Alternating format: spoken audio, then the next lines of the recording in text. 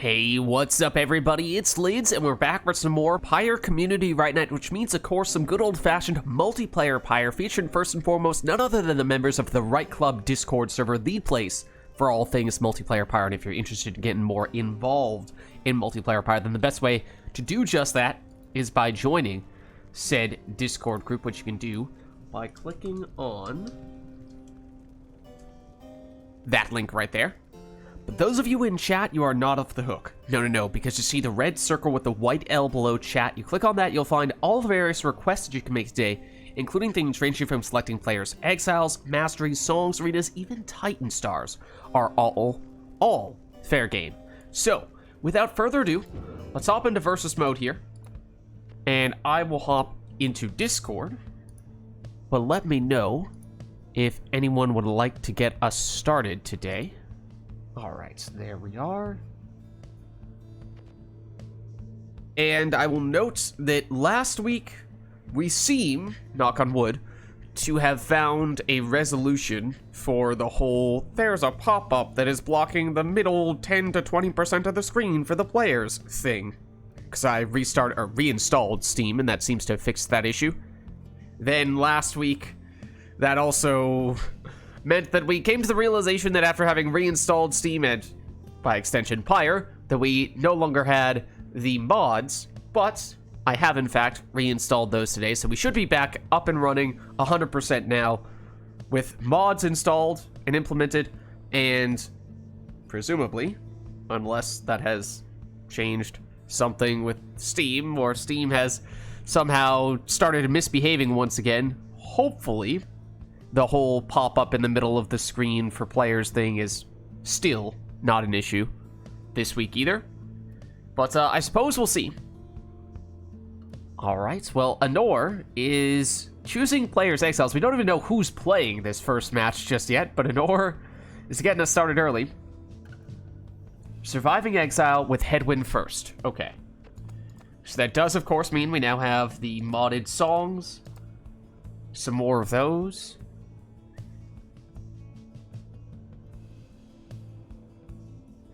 I mean, is it worth going through what the modded changes are, or do we all know what those things are, right? We have more songs available now.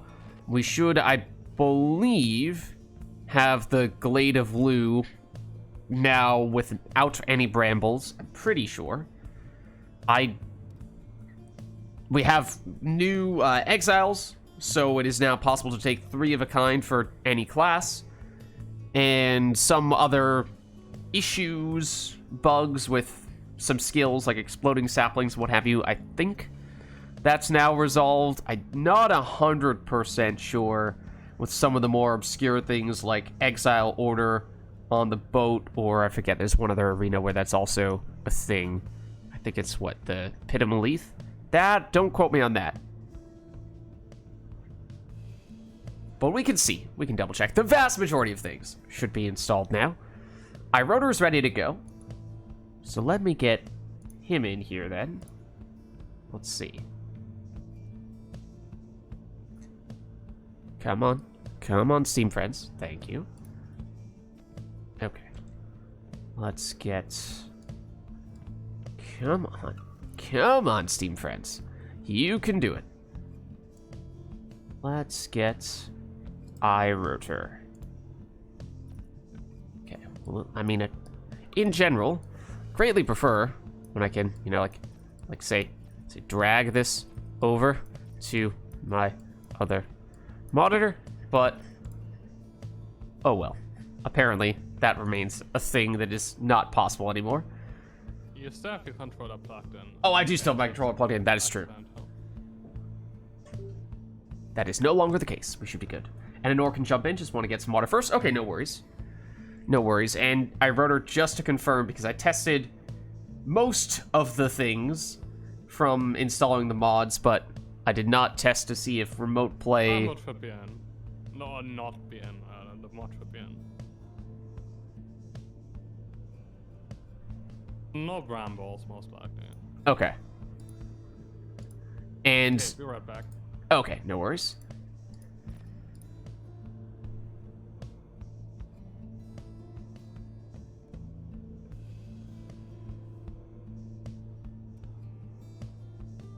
Yeah, it seemed like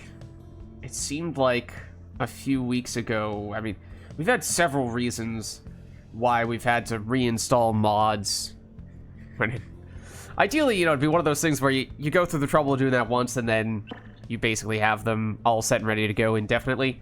But there's some reason why I had to reinstall them, I think a few times over the past several months, and it seemed like the whole issue with the pop-up from remote play not going away was right around the same time that I reinstalled some of the mods. So part of me wondered if that actually was not just correlation, but causation. So hopefully, after having now reinstalled mods again, the issue with the little pop-up has not returned. Fingers crossed, at least.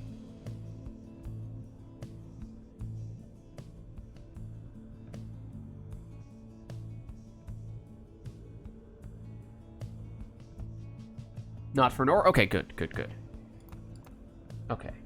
And Nor, if you could just double check, I assume you're player 2 here, but... Or maybe you are player 1. Alright, well, that's why we checked. Okay. So yeah, in that case, would you like to be Nightwings today? Someone else? What would you like? Nightwing, sure. Okay. Set you there. Set you up here as well.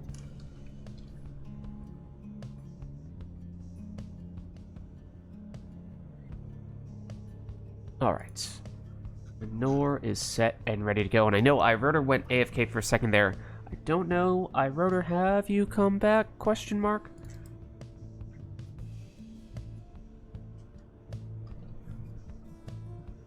Take that as a no. Happy belated birthday to Hedwin. It was yesterday. Oh, okay. It's basically Hedwin's birthday then. Alright, how's it going, iRotor? You are apparently player 2, just as a heads up. Which triumvirate would you like to be, iRotor?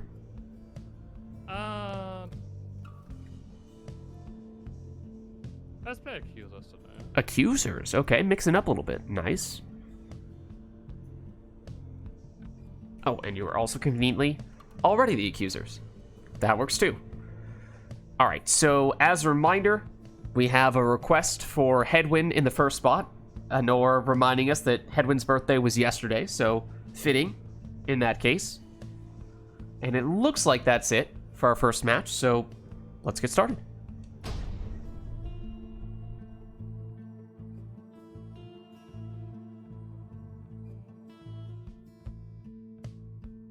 The Nightwings shall now face well.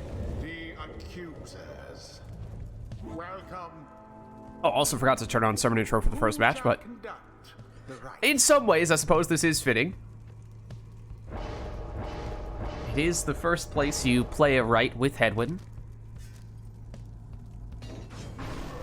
So Nor will lead with a Goals Bracer Power Casting Hedwin.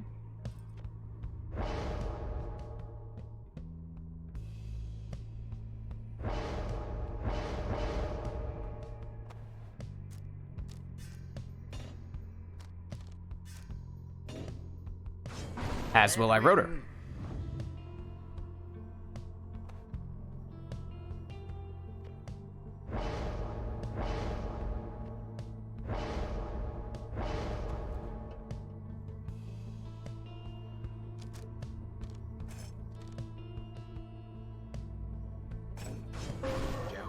Nor goes Speedy Jody.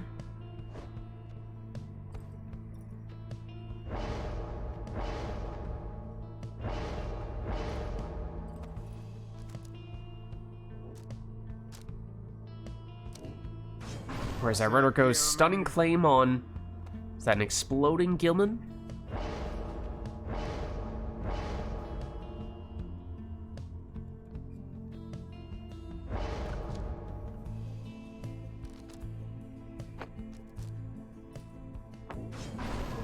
And Nor locks in all three of the starting trio.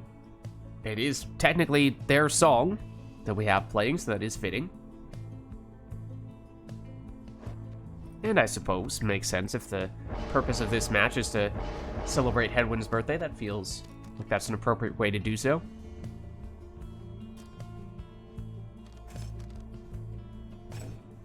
And Iroder goes Prayer Beads for Pamitha.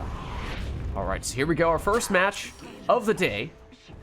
This one to commemorate Hedwyn's birthday, but it is not Hedwyn, but Pamitha, who is starting us off here. She had Prayer Beads, so she is already back. Suddenly, Hedwyn is, well, I was going to say, a little lonely there, although Rookie is actually putting in some good work here, stunning with the Titan Tooth. Hedwyn banished one with his shoulder smash, a defender, but then does still get taken out after that.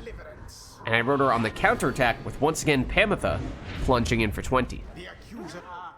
Rookie, Titan Tooth again, stuns, but I wrote her recovers, gets shoulder smashed. Brings back that Hedwyn, though. Series of banishments, absolute chaos here. The orb remains unclaimed, though.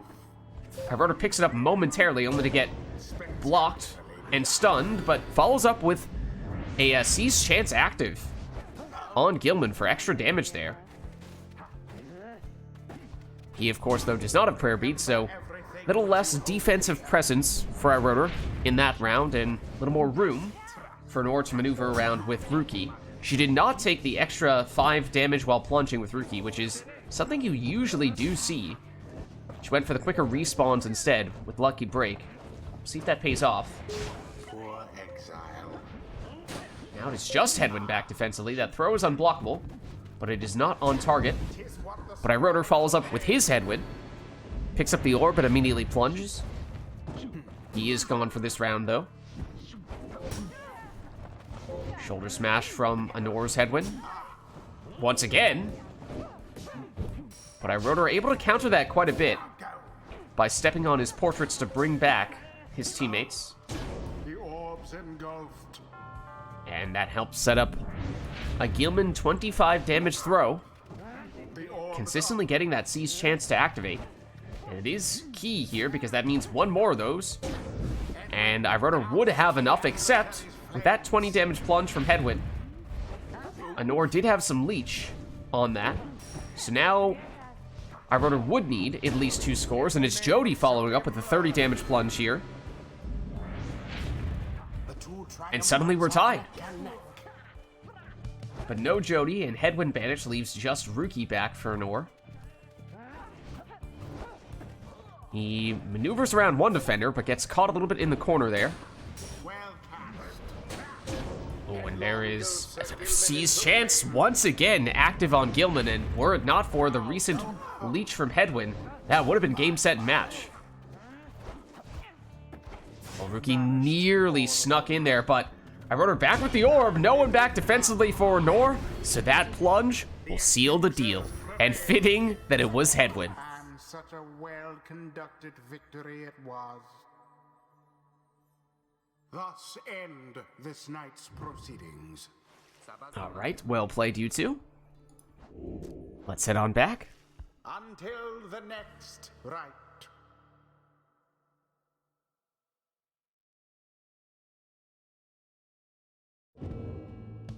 All right, and let us know, chat, if there's anything we'd like to do for the next one. Otherwise, we will just reset ourselves here.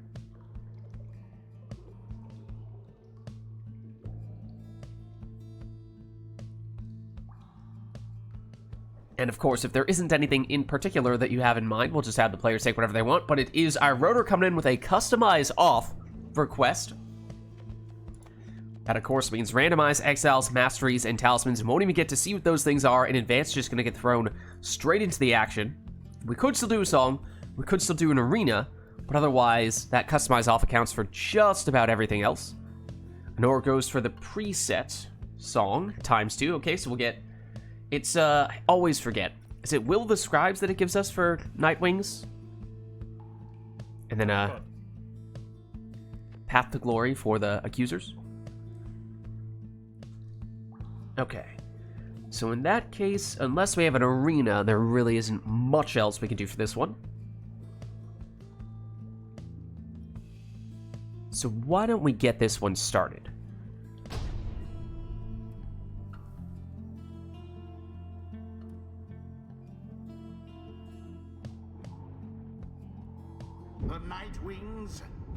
versus the accusers. All right, let's see here. It's the Cairn. That looks like a Volfred, Tizo, and well, Manly and Tamitha for Anor. Also Manly, as we can see there, for Iroder. Also an Imp, but it is Viz Paleth, the final character for him. So actually pretty similar team compositions here. Key difference being Harp on Anor's side and Demon on Iroder's side. Oh, was that an Imp Salute, or is that the Cursed Talisman? I did not see. It is Iroder's Imp, so maybe he has the Imp Salute.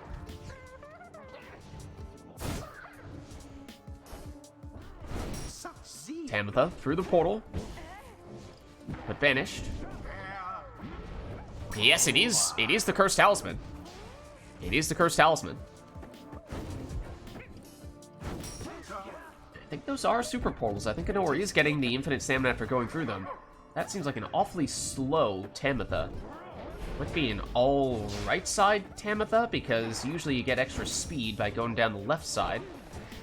It looked faster that time round, though. As, of course, Tamitha able to make her way all the way through for a 20 damage plunge. I'm curious to see, though, what the masteries are on that Tamitha, if we can get some confirmation on that. Mooncrest on, was that Manly, I think? Ooh, Typhoon Bottle as well. Now, Anor has to hope that she does not have Numbing Gust. In addition to that, otherwise that is just a lost mastery.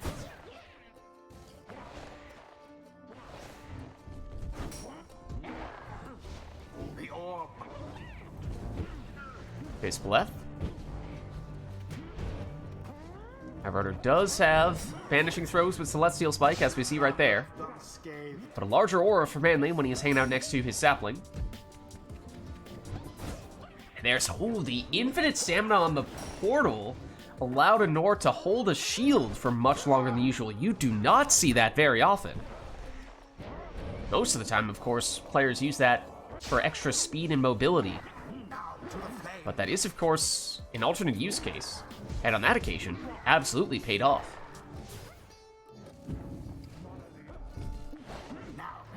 Lots of big auras in this match, though. So lots of the arena getting locked down, making maneuvering around more difficult, and not a lot of speed on either team. And Iroder has Numbing Gust.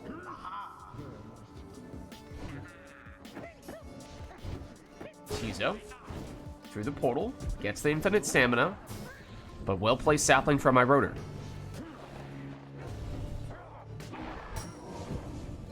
Ispaleth. Trying to clear out some more space, and does, but quickly gets banished. And that's what I mean. With all these saps and saplings and demons and imps, it's not easy to get all the way to your opponent's Pyre here. So I think this will prove to be a very defensive match. Especially if we see some rekindling from the saps, then this could be a long one. But Iroder sets up the portal directly on top of Anor's Pyre. So assuming he can get through that portal, it is basically an automatic plunge with his demon. Means no Vizpleth for this round, though, after plunging with her. Just numbers advantage to Anor. And Tamitha, unable to make her way through. Iroder thought about going through the portal, but might be trying to set up a more dangerous one, as that is perhaps, in some ways, both players' most effective way to threaten a score. Because at least it's a shortcut to get your way a large ways across the arena, when otherwise that is no easy feat. Oh, but look at that! Wow! That is crazy range on that Tamitha cast there, and that helped set up the plunge from her. So I think that is almost entirely, if not entirely, a right-sided Tamitha. Tizo banishes one, sets up the portal. Nor moving in with the Manly here, and that throw does hit the mark. Good for the full 25. Imp versus Imp. Tizo wins out. Relatively dangerous portal there for Anor. But Iroder saw it coming, so able to stop Tamitha. Banishing throw from Vids, but it's not quick enough. Bit of a blunder. Manly. Why, that was Elusive. awesome. And suddenly, Iroder is defenseless here. Tamitha, though, not quite quick enough with that Numbing Gust active. Look at that cast, though. It's insane. You can cover almost the entire arena. That's another way that this is a more defensive match. Even the characters that would usually be more offensive are more defensive. Except maybe in Iroder's Imp's case, because as we just saw there, in Howler form, no aura does, of course, make it more difficult to defend. Series of banishments. But Manly comes back for an ore. Just in time. Oh, and Bright Wisp, that was on Iroder's Manly, I think. So automatically passing the orb back to a teammate when he gets banished. There's the big defensive presence from Tamitha, but while that was happening, Iroder was making it all the way up the arena with Vids. And that is an exchange he is more than willing to accept. But here's Tamitha, through the portal and in. That drops Iroder down to 15 Pyre Life, and Anor is at 30. Both players theoretically capable of reducing their opponent down to 0 Pyre Life here. The question, though, remains of how much, if any, rekindling do they have. Both players do have saps. Anor has the Typhoon bottle, but it's unclear if she also has Numbing Gust. Numbing Gust, of course, on the opposite side, way down at the bottom of the tree from all of the rekindling masteries. So if you do have Numbing Gust, as Iroder does, then at best it's 10 rekindling, unless we have a random Right Light 20 rekindling talisman on either team. So for Iroder, don't think there's much rekindling. There might be 10. For Nord, there's a chance she has the full 50, but not exactly sure about that. Here is Iroder getting aggressive with his Howler. Now, it is quick, high base movement speed, but cannot jump, which means if Nord just stands on top of her Pyre, there's no way for Iroder to get past that sap aura. Oh, and Anor did have a portal right on top of Iroder's Pyre, and it is 10 rekindling for Iroder. So that is his second life bar. In the case of Iroder trying to deplete Anor's Pyre, it would need to be Vids, the only exile capable of doing that in one go. With the 30 damage, well, perhaps this is the opportunity for just that, and it is just 10 rekindling for Anor. Alright, so good old-fashioned multiplayer sudden death match. 10 Pyre Life apiece. Next score almost certainly wins it. And it's Tamitha who takes the win. The Night Wings prevail. A narrow victory, yet nonetheless commendable. GG. The rite is complete. Alright, well played, you two. Great match. Until the next rite. We'll head on back, and Iroder says, give me some more of that. Keeping the customize off. We still have the preset theme number 2 for this one, so that remains in place as well. Once again, that leaves us with the only real option being if there's a specific arena we want to see, we could certainly still do that. But if not, we are pretty much ready to go here. So unless anyone feels strongly about the stage, okay, we'll get the Pit of Malith, says Blood Princess.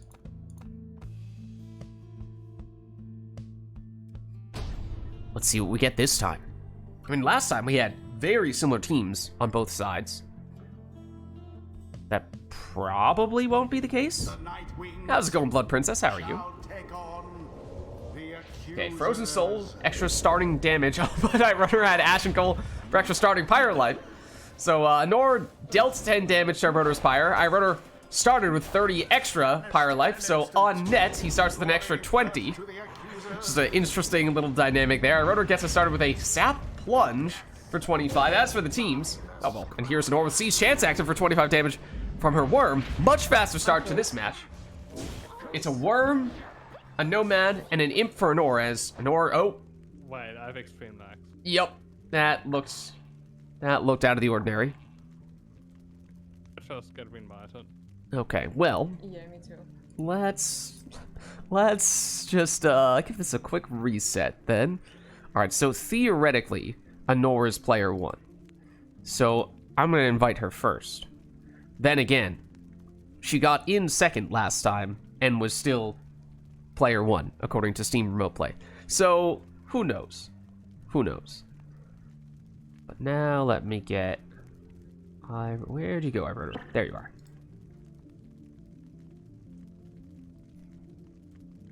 Okay. Might want to take a quick second just to verify that Honor is still player 1 and Iroder is still player 2. But I suppose I'll still give you guys a countdown. I'll go 3, 2, 1, go. And on go, I'll hit resume. 3, 2, 1, go. Okay, are you still the proper teams? Nope. Nope, you are not. Okay, well, thanks for remote play. Lovely. Fantastic. The logic of remote play. Okay, well, you see, that's because Iroder is player 3, obviously. So, alright, I'm gonna try doing it this way. This definitely does not always work, but we will see if that is good enough. Alright, so let's just take a second. Just verify if you're actually the right team now. Nope, still no? Oh, remote play. Okay, well, we could just... Maybe if you put me as player 2 and Honor as player 3. You know, yep, that maybe. Wait, okay, so Honor is. Wait, what is the crazy logic that remote play is working from now? It's Honor is player. Player 2 and player 3 is player 1. Right. Because logic. Is that right? No, I'm sorry. No. What the heck? All right, hold on. Let's I mean, we could just change. I mean, technically speaking, you guys we're midway through the match, so we shouldn't just have you two switch sides mid-match like this. We could restart a new match of customize off and just have you switch sides. That might be the best way to do it.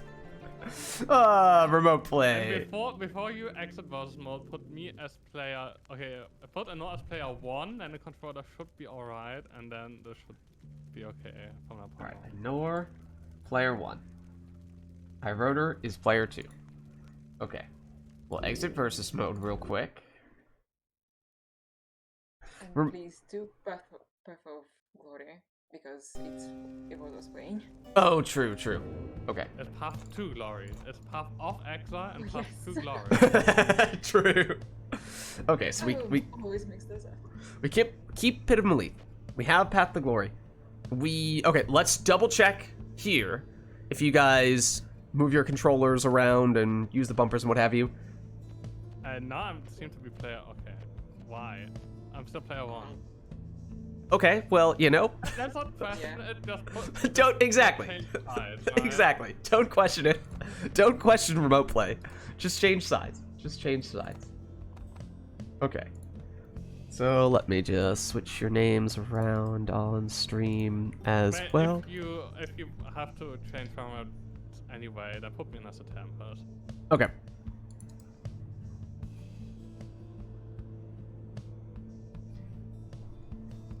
Okay, let's see. So, no more accusers. Honor, are you gonna it's stay? kind of off of a path to glory, but I guess we can live with it. Right? Yeah. Honor, are you gonna stay Nightwings? Yes. Okay. Honor's still Nightwings. Iroder is switching to Tempers. Okay. All right. I think we have it all set and ready to go now.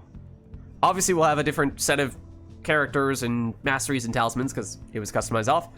But, you know, more chaos. More chaos.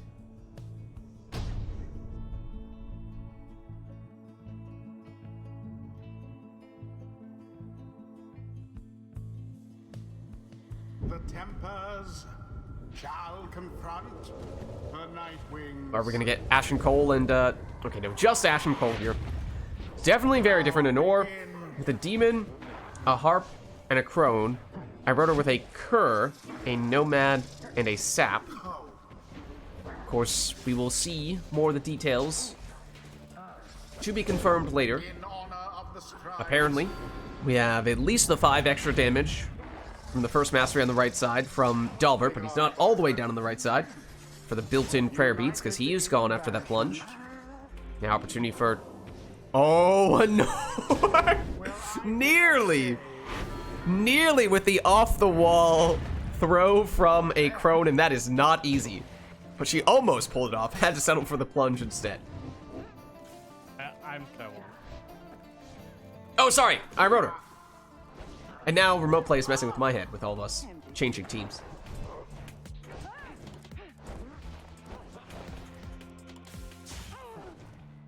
I wrote her also trying to go off the wall with Was dangerously Pamitha.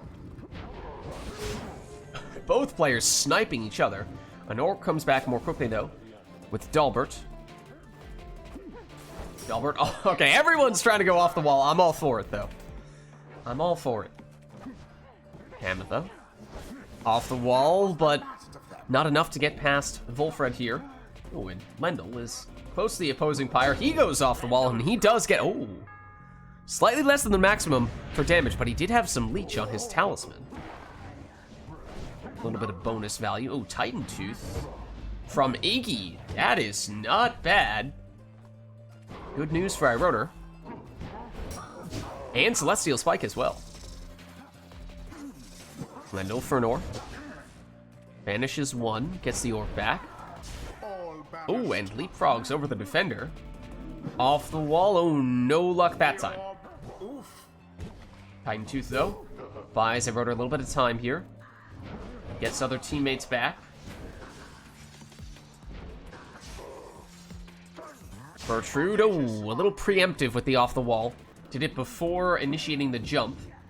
And that went straight into the defender. Oh, went. You know, maybe not exactly the way that Honor planned that going, but it did ultimately work out. burns brighter for the while. Celestial Spike, banishment, and then banishing the old-fashioned way. So Iroder clears out some space for Iggy, but the off-the-wall throw was off the mark. Ooh, and well shielded as well, so now it's up to Bertrude to get the job done here. She goes off the wall, but that's also not the right angle.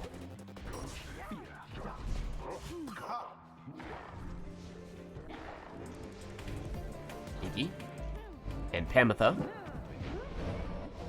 Pamitha trying to get rid of some of these defenders. Does get rid of one, but also goes down herself. The orb is up. Volfred. And Lendl. Well shielded, yeah. Honor does have the popular Sap Shield plus Nomad play. But Iroder has won it back. He goes for the off-the-wall throw, but not enough on that. I think even if that were the right angle, not sure it would have gone far enough.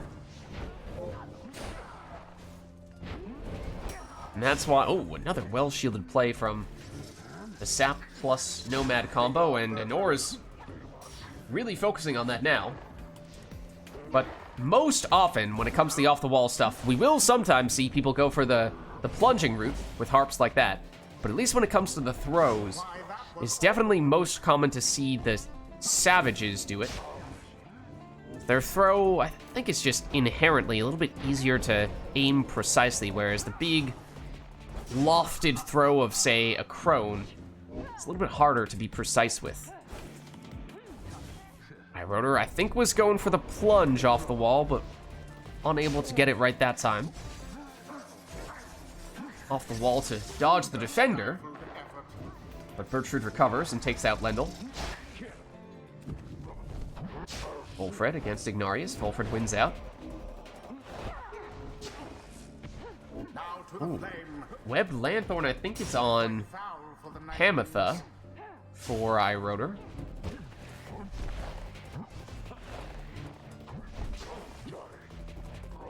No mercy shown. Iggy, does he have time here? Well, he's off target, but he almost banished all of the defenders, though. Pamitha needs a little more momentum. It was that off the wall. Maybe, if you're feeling generous. Dispatched with ease.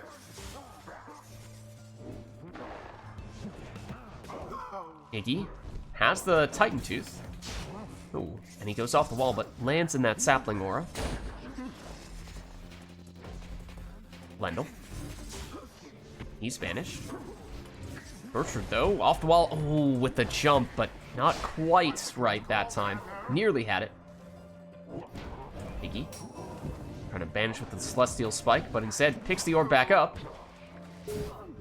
And somehow got an off-the-wall Celestial Spike banishment, then off-the-wall jump in for the plunge.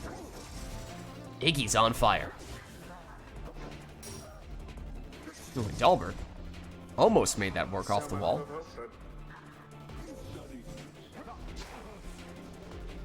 Lendl. Now Pamitha. No Iggy in this round, Firebroder.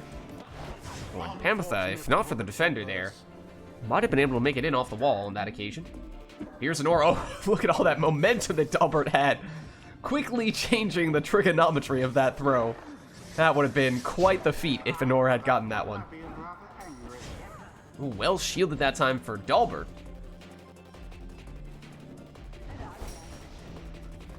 Once again, the shields. That time at least stalling out a little bit. Now it is just full front, at least until Dalbert, and now Lendl as well, return. Nor walls off her Pyre, and now is on the attack here with Lendl. Has some time. Oh, the angle was right. The angle was right, but not enough power. And that's one of those things where you ask yourself, maybe on a different class that just has a little more natural throwing distance, it might have played out a little differently. Oh, and I wrote her similarly on the jump. The angle looked good. Just not enough distance. Ooh, an aggressive to win back the orb from my rotor. He's looking to go off the wall, but he is ultimately stopped.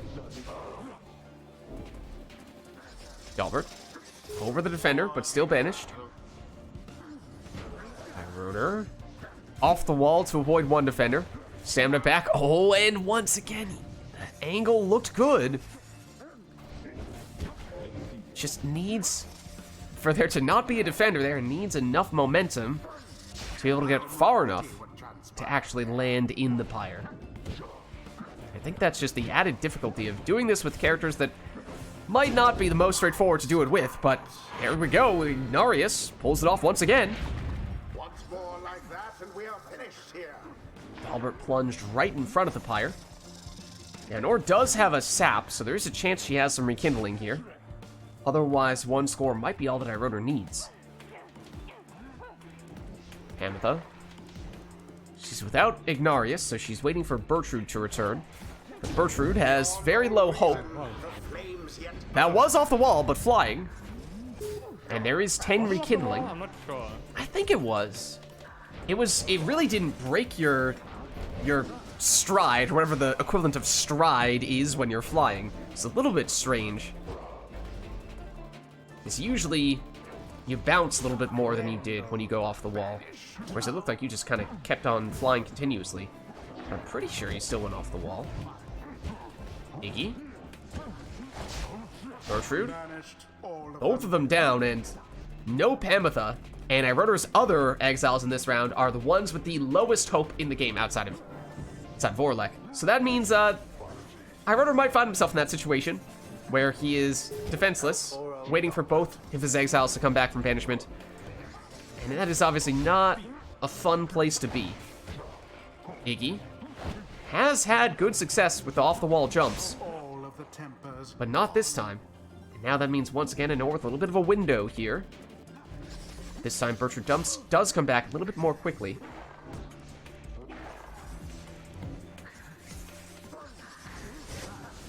Runner off the wall, but the defenders are there. And now this is what I mean. 10 seconds or so for Anor, uncontested, to figure out how to make this angle work. Oh, but once again, and that one, right as Lendl was getting banished, looked like it might have even been on target. But Iroder had not only someone to banish Lendl, also had someone to intercept Lendl's throw that I think he did get off.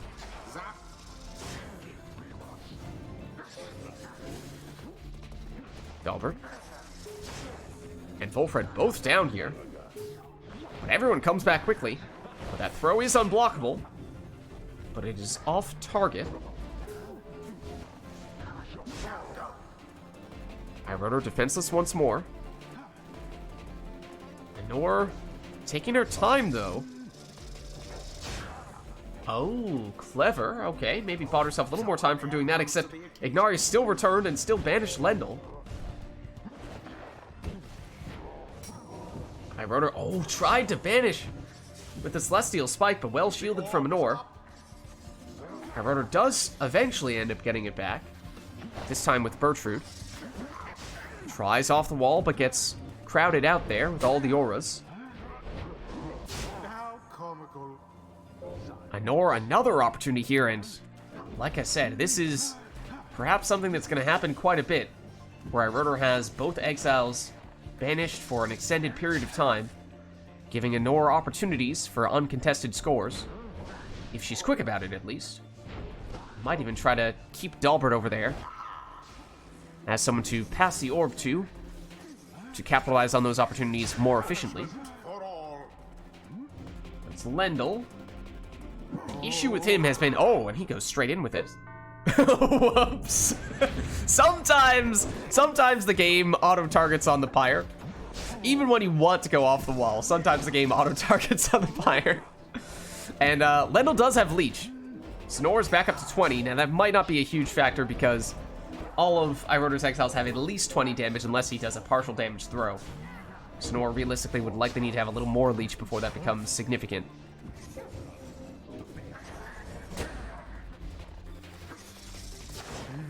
Oh my goodness, look at that. Triple banishment from a speeding crone. Came right in and took out the entire team.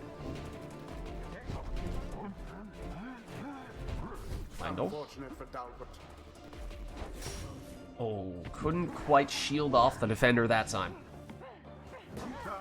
Hamatha, blocked, banished. Too slow, Ignarius. Ignarius banished as well. That leaves just Bertrude.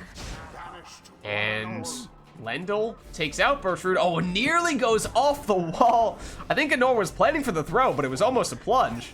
Engulfed within the aura.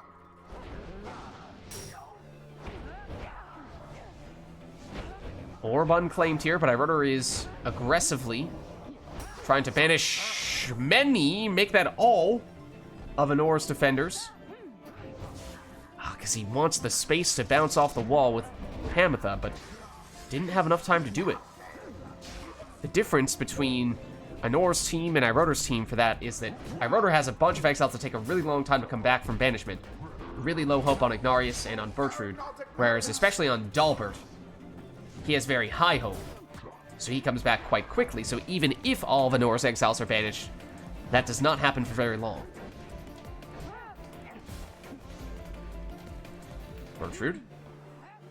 Iroder patiently setting up something here. Waiting for all the factors to align. Maybe this is what he was looking for, because everyone is gone. Does get one opportunity to go off the wall, but it is off target.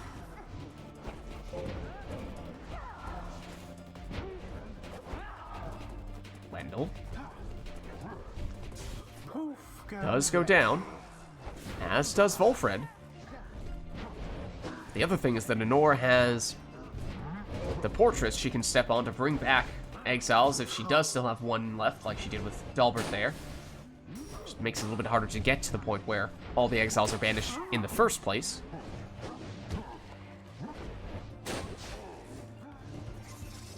Bertrude. And I don't know, the angle looked pretty good there. Obviously, it was a little too early to say, but she was eventually blocked.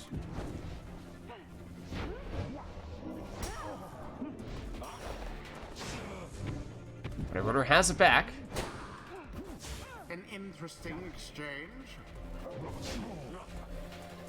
And now just Bertrude defensively.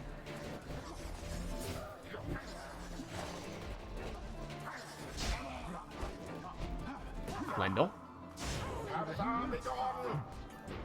Now Ignarius. Thoroughly banished. Iroder defenseless, at least for the moment. But Nor needs to be quick. Bertrand is back. Dalbert dispatched with ease. Hamatha. Oh, there was a window there. There was some space. That one looked like it could have been possible. And that angle was right on that throw, but not enough power to make it all the way to the Pyre.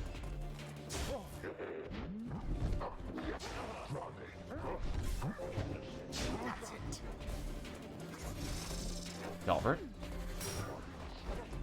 Vanished.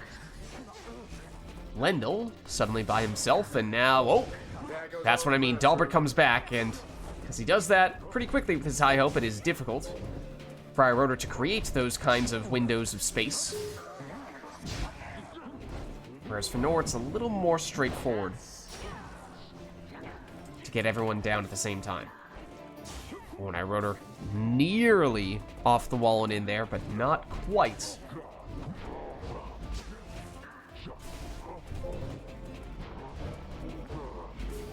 Full Fred. Simply monstrous. Oh, well, there is everyone banished. Oh, and Iroder was just standing on the Pyre. The orb happened to bounce into Iroder's hands. All into my Surely DM. have taken But note. I didn't have the orb. As it was. End this Does not night's count. proceedings. Just so happened to fall into Ignarius's hands while he was standing directly on top of the Pyre for the winning score. Why not?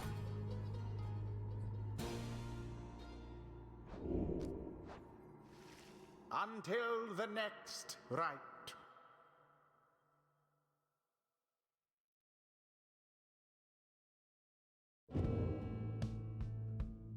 All right, and we do have an Exile's request for this one. Let's otherwise, though, reset ourselves here before we forget.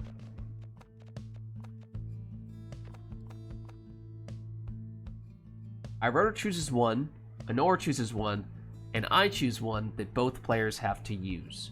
So does that mean that everyone has the same team? At least in terms of Exiles? Both Anor and Iroder have the Iroder Exile, the Nor chosen Exile, and the Lids chosen Exile. Okay, gotcha. Is the order determined? Yeah, does the order matter at all?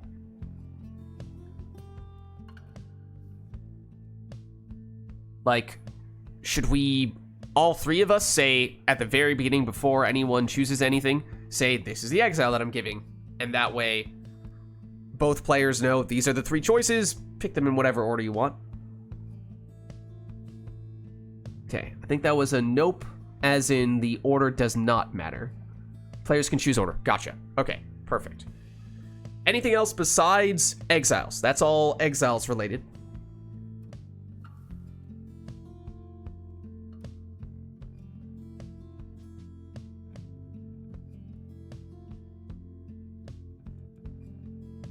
That might be it by the looks of things. What's up, Core? How's it going? That was it was a long match, probably in part because both players insisted upon only scoring with off-the-wall throws and jumps. But it was an interesting way for the match to end. I don't know if we've ever seen that before, to be honest with you.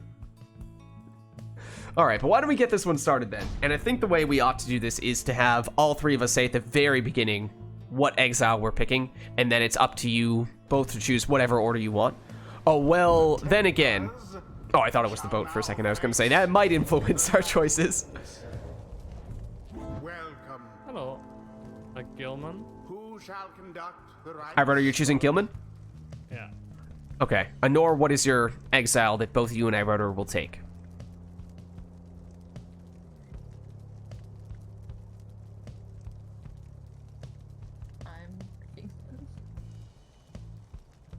If you're not sure, I can tell you my choice is probably not going to come as much of a surprise to either of you. It's Gareth. Obviously.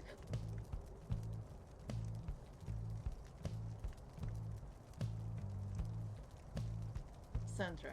Okay, so that means... You said Gilman, right, Iroder? Well, Yes? So Gilman, Snadra, and Gareth are the three choices.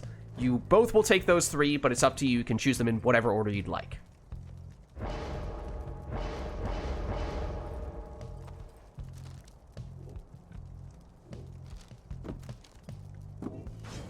Sir Gil. It's a thorned knot, more defensive setup there as a Gilman lead for iRotor.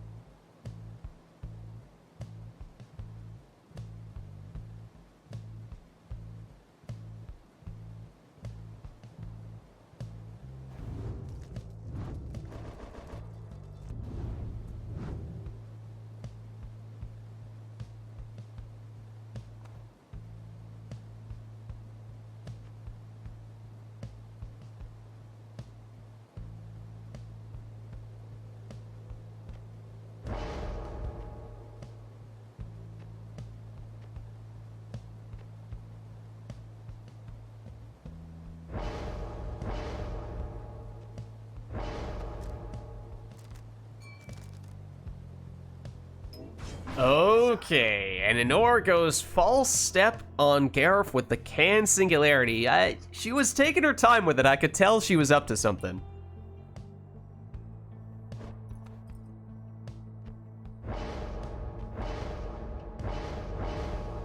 That is, of course, a very specific setup that, I mean, for what it's worth, does actually work quite well with the combination of exiles that we have here. But it is also, of course, quite dependent on masteries, so it'll be interesting to see if iRotor looks to build in a similar direction here or not. He goes Typhoon Bottle on Snadra.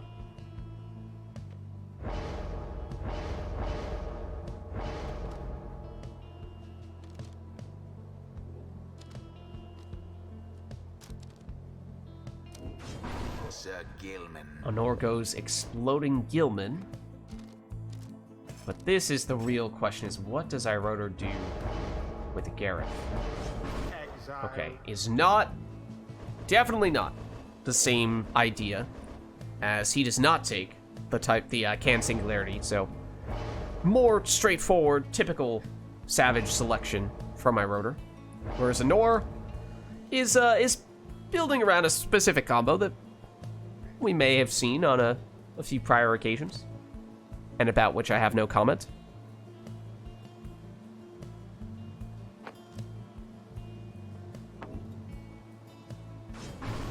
And it is Scribe Rock Snadra that Enor uses as the finishing piece.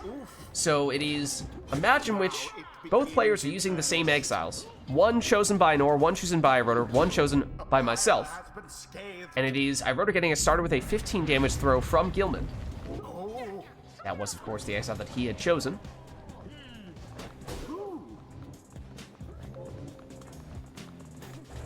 Gareth, banished. Enor's Gareth, banished as well. But Enor can bring him back and activate the can singularity and cause some chaos in the process. When iRotor speeds around and in with Gilman. But he's now gone for this round. That's a situation that having the false step would have been useful for iRotor. But of course, he did not build his Gareth that way. That is something that only Enor chose to do. Gareth is back for iRotor. He's not quite quick enough, though. Snadra, banished. Gareth, shoulder smashed, I think.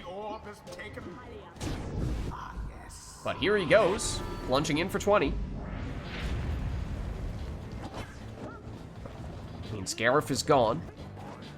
Sile has left chat. Left the downside, I'm afraid. At least temporarily. Gilman for Enor. And with those portraits, Enor can, of course, bring back her exiles. I think she did on several occasions there, in quick succession. Gilman had that infinite stamina for a little bit, but Enor playing it more patiently here, and able to work an 8 damage throw.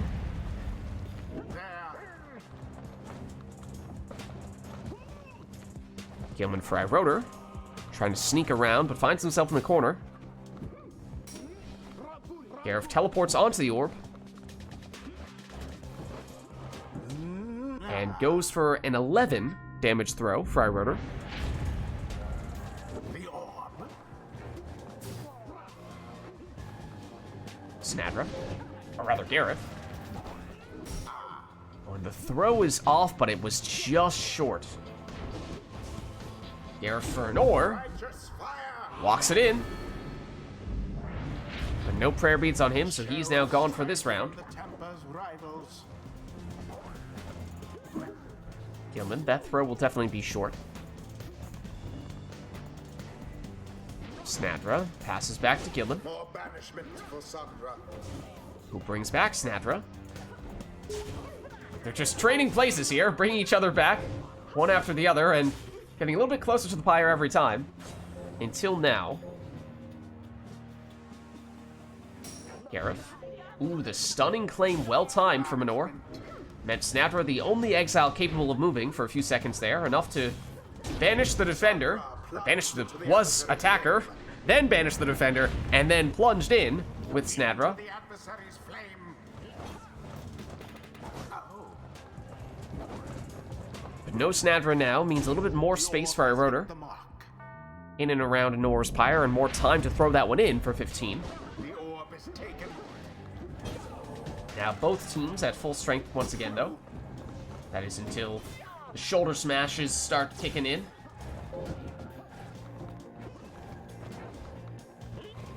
Rotor just narrowly avoids the banishment from that cast and flies in with a huge jump from Gareth. The Tempers are now favored to prevail.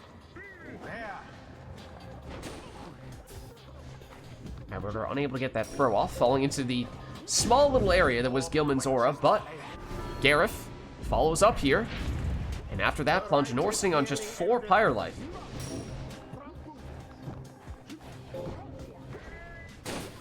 Which means surely 1 score all Rotor would need here. And there it is. The Tempers prevail. GG. A rite conducted with aplomb. The ceremony is complete.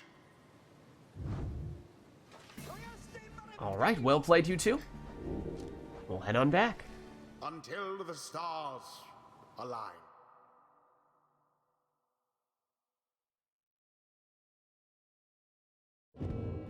All right, now let us know, chat, if there is anything you'd like to see for the next one. That one was both players taking the same set of exiles. 1 exile chosen by a Rotor, 1 chosen by Nor, 1 chosen by me. But it was interesting to see, despite having the same exact exiles, the players went in a very different direction with their team composition. All right, we're going customize off here. And Knights of the Sea as well. We'll see if that makes it any more likely that we get some worm action going on here. We could still do an arena. That's about it. Otherwise, pretty much everything is accounted for here. Exiles, masteries, talismans, all that stuff will get randomized, of course.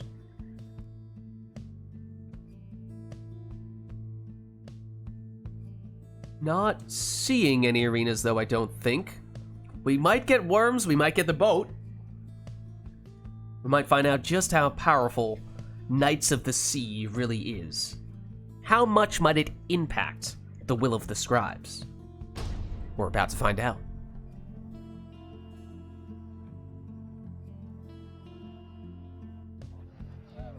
Well, it's not the boat, because it's the Isle of Kalamer. Take on the night. But there are definitely some worms.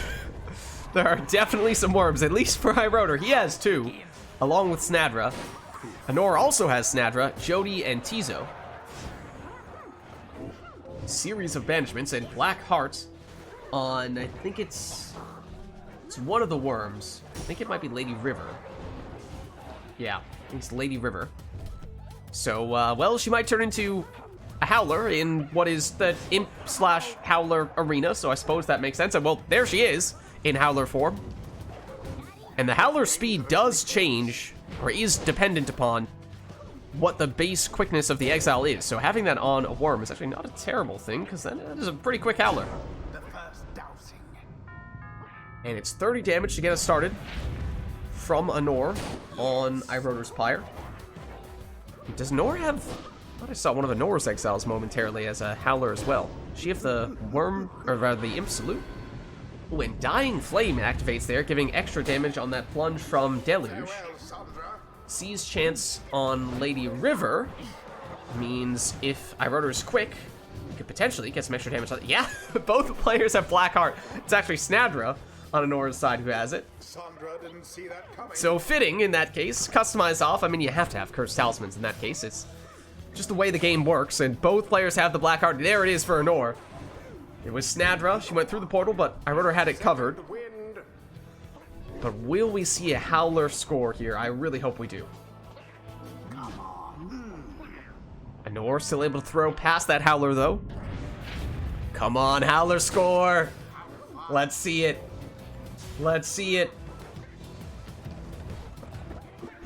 Iroder's throw. Oh, wow. I was not sure he was going to have enough range there, but he did.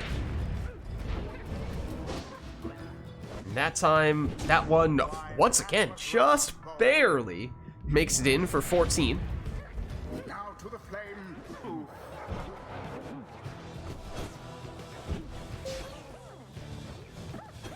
Tizo. Snadra. Hiding in the corner. Peculiar. A deathly Maybe waiting to sneak through that portal when Iroder least suspected it, but he did suspect it. And he got it back, and he plunged for 15.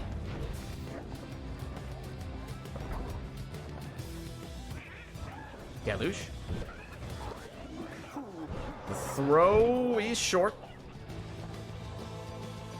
Jody. Through the portal she goes, and has the infinite stamina from doing so. And that makes it much easier for her to make it in for 30 on that plunge. And that means that Iroder might not be able to take any more hits here. Unless he has an unexpected source of rekindling from RITE NITE. Any score would probably be enough for Anor. And since we know Iroder has already confirmed at least one of his talismans, unlikely to see a RITE NITE. Seize Chance, though. Extra damage on that Worm Throw for 25 on that occasion. Still waiting on the Howler score, though. Surely, if both players have a Howler, that means we're going to get a Howler score, right? Or at least both players potentially have a Howler. Wait for it. Wait for it. Snadra's totally come back as a Howler. Just you wait and see. Just you wait and see. Never mind the fact that Iroder has built a wall covering the entire length of the arena that would almost certainly make it impossible for a Howler to make it through. Just ignore that part. Snadra. No, turn it to Howler, Snadra. Snadra, cooperate. Iroder goes back to building that wall. But has he built it tall enough? Anor will be there before too long.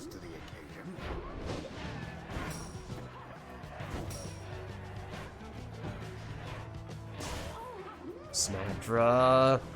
Come back as a Howler. Come on. Yes! It's a Howler! Go, Snadra, go! Find a way past the wall. Ah, she's too elusive! She's a quick Howler. Go, Snadra! No, Snadra! It's gonna happen. Just you wait. It's gonna happen. I mean, it is possible for both players. Looks like Anor is embracing it, really trying to make it happen. But it is possible for Iroder as well. It is Lady River who has a chance of coming back as a Howler for him. Snadra not in Howler form at the moment. Boo. Hold on. Hold on. No, Snadra! Be a Howler. And Nor's like, well, I mean, I could probably just score this the normal way. But then again, that just wouldn't be cool enough. Snadra, turn into Howler! She's not cooperating. What happened there? Series of banishments. Snadra stutter stepping, moonwalking a bit. Down she goes. What form she will return in, nobody knows. But it's not the Howler form! Snadra, get with the program already! Pyre has had enough of this nonsense. Goes for the throw, but it is intercepted. Snadra in her boring human ghost form. That is a very speedy Jody when she has that infinite stamina, though.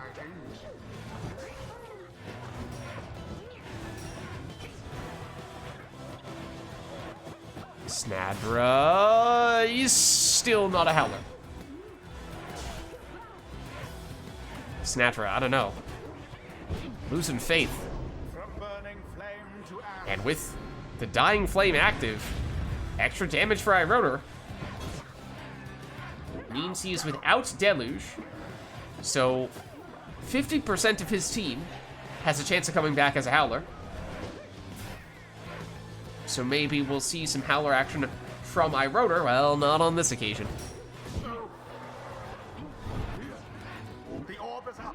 Jody. Okay, wait, Snadra is down. As is Lady River. Yes, it's a Howler! It's a speedy Howler! Lady River Howler, the best type of Howler. Look at how fast that Howler is. Look at how fast that... No! So close! So close! Nearly the Lady River Howler. There it is. Okay, now granted, she can't do anything defensively. Also, she's tiny as hell. Go, Lady River! She's too fast! She's done it! Lady River in Howler form for Ironer. Mission accomplished. Now can Anor answer with a Snadra Howler form plunge to take the victory? Maybe that is the question we ought to be asking. Not on this occasion. I mean, one score would do the trick for either player, assuming that neither one has a RITE Light, which I think is unlikely given how we have pretty good insight as to what talismans they have. So does that mean this turns into a Howler sudden death match? Oh, wait, she wants the portal there. She wants the portal for her Howler.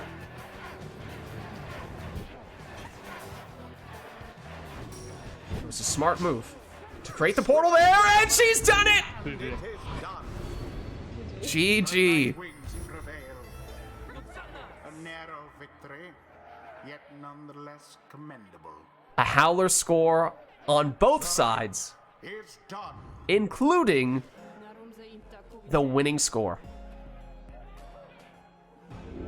Wouldn't have it any other way. Until the next rite.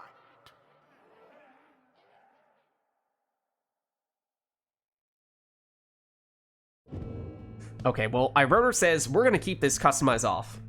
We'll reset our song, but let us know if there's anything else that we have in mind there. Or if there's a specific arena we want to do. Otherwise, we will just have another match in which we have randomized exiles, masteries, and talismans.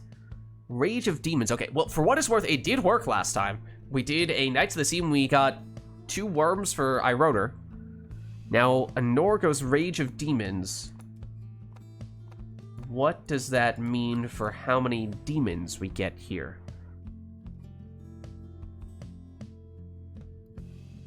I guess the plus minus is 2. Will we get more than 2? And have even more influence from the song in this customized off match, or will be less than 2, and Rage of Demons officially less powerful than Knights of the Sea? We'll find out. We'll find out. Well, Liz, technically there are more demons than there are worms in the game, because Orlek is also a demon, so technically there's a higher probability of Rage of Demons having more demons come in this customized off match than there was having worms show up in the Knights of the Sea match. But look, okay, we'll see. There's 1 demon.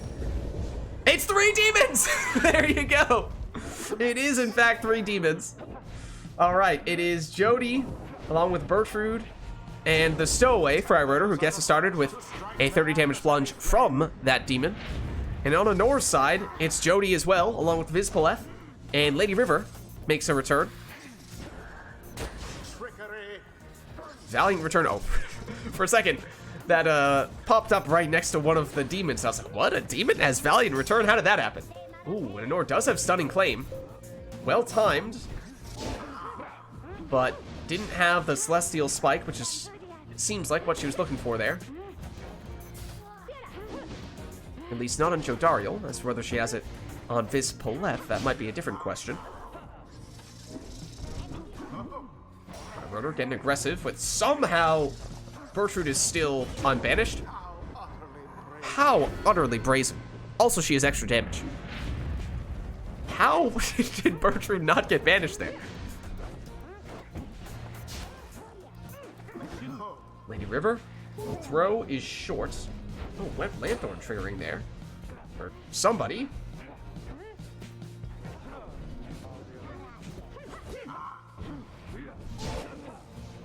The orb. High Rotor does have Brazen Manor. Oh, and does set it up. And that's that. The tempers prevail.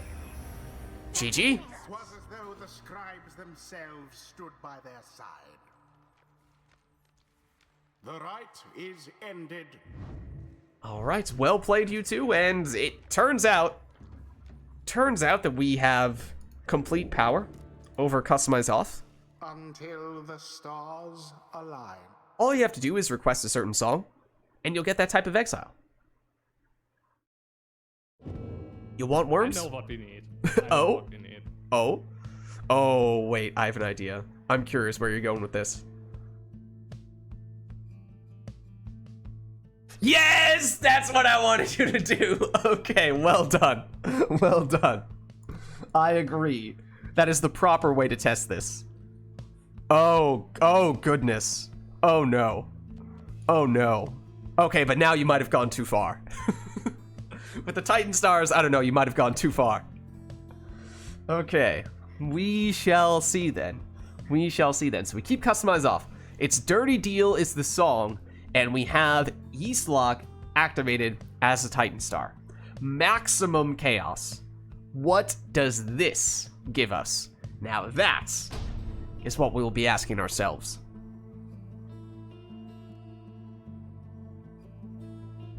The Titan stars. Okay. Eastlock it is. Eastlock, astral born.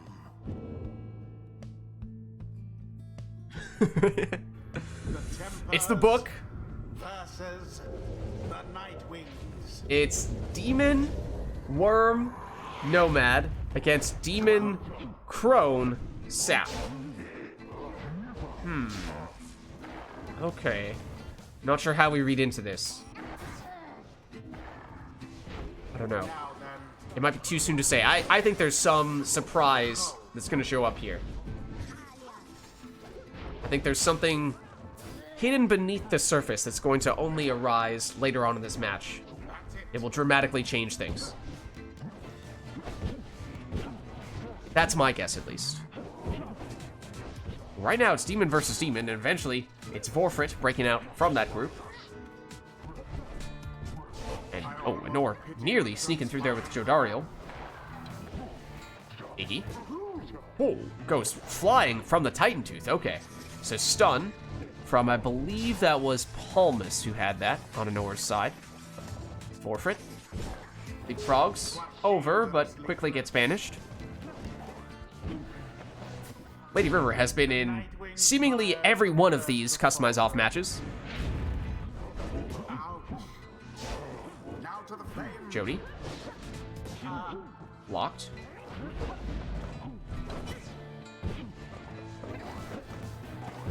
Lady River again. She's down.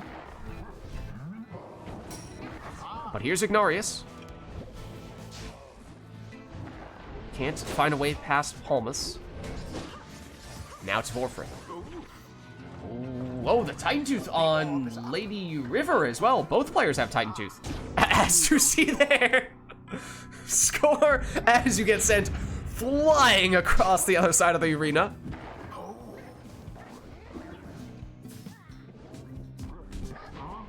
All right, Vorfrit.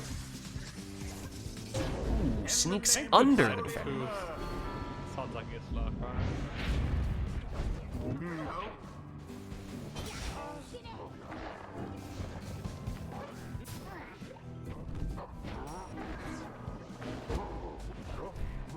Palmas, trying to avoid Ignarius. Jody comes back to take him out.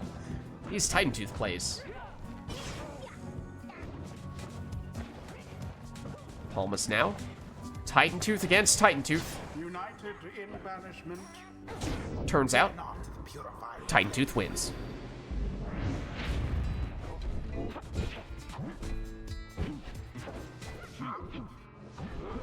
Now go.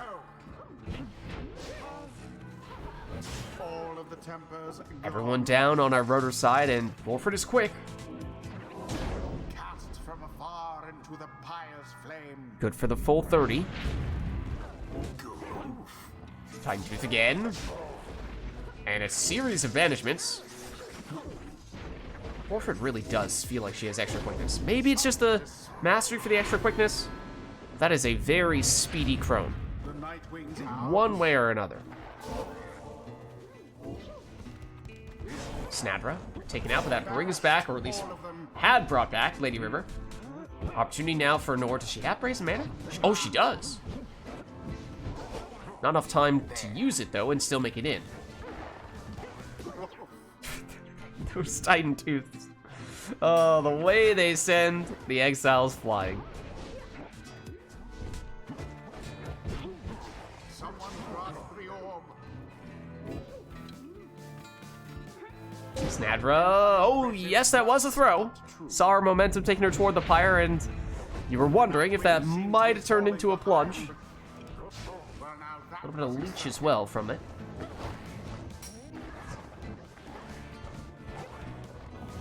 Lady River. Not quite. Jody banishes and gets banished. Bikini. Hopping around Tokyo City like a big playground. Until eventually he gets Titan Tooth stunned. And now it is Anor back on the attack.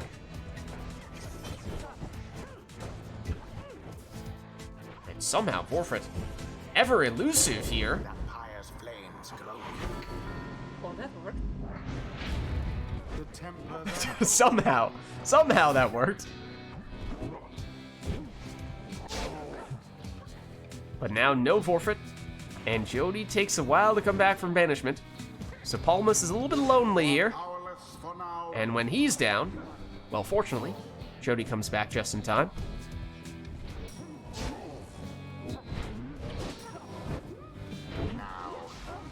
Snadra takes her out. Lady River is back, sneaks around the defender and in for a 13 damage throw. And that is just enough that Irotor could finish the job with an Ignarius score. For Nor could be any of her exiles, really. Assuming that nobody has Rekindling. Now, of course, Nor does have a sap. Oh, but we're about to find out if there's any Rekindling. Yes, there is. It's 10 for Nor. But now she is on her second life bar. Iggy looks to throw, but it's intercepted. Orb inadvertently hits Nor's Pyre, bounces back out, but Iggy is standing right on top of the Pyre. Ironer passes it to him for the winning plunge. Or you could say they managed to avoid defeat. GG. The rite is complete. Alright, so what did we learn from activating every possible source of chaos? Until the next rite.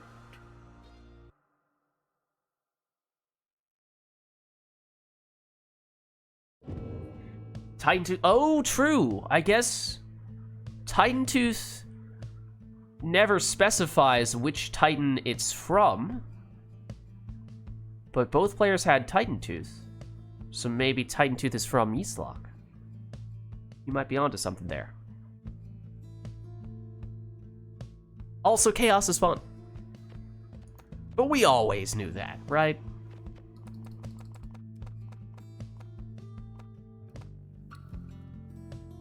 Alright, well, let us know if there's anything that we ought to do for the next one. Yeah, let's... Well, you don't want to have Eastlock active indefinitely?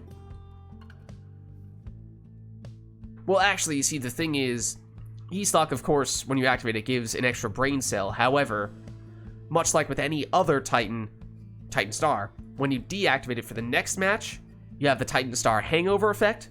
So you actually get the negative version, the reverse of that Titan Star. So this time it's going to be -1 brain cells. So that's a pretty big debuff.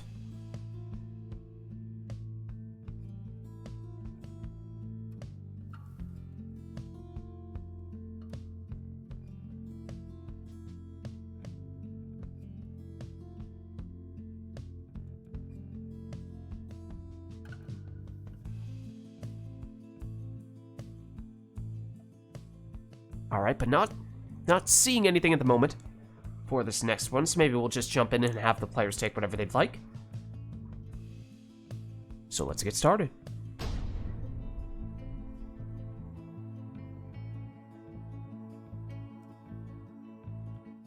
The Tempers Well, who knows? shall take on I'm not sure we've ever Nightwings. determined what happens when someone goes negative. Who shall Maybe it's one of those absolute value situations. Maybe it doesn't matter if it's +1 or -1. Alma? Maybe it actually turns into a buff. It's just a heads up. Honor is saying she's willing to swap out. Willing to swap out if anyone else wants to get in here. Yeah, I'm also not staying up that long. Our rotor is as well. So let us know if anyone is interested in getting in here.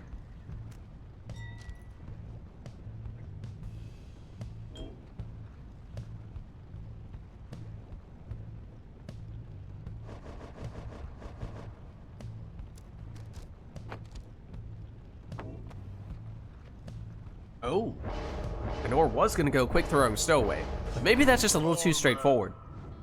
Instead goes Black Claw, the Cursed Talisman, on Almer.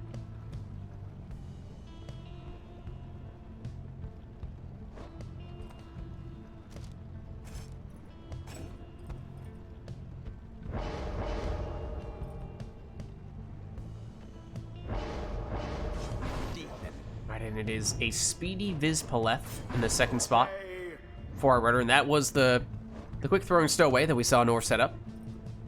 So she did still use it, just not as her lead option, lead exile.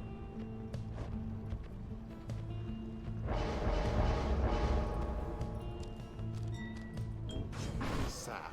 And quick throwing Palmus is the final choice there for our rotor.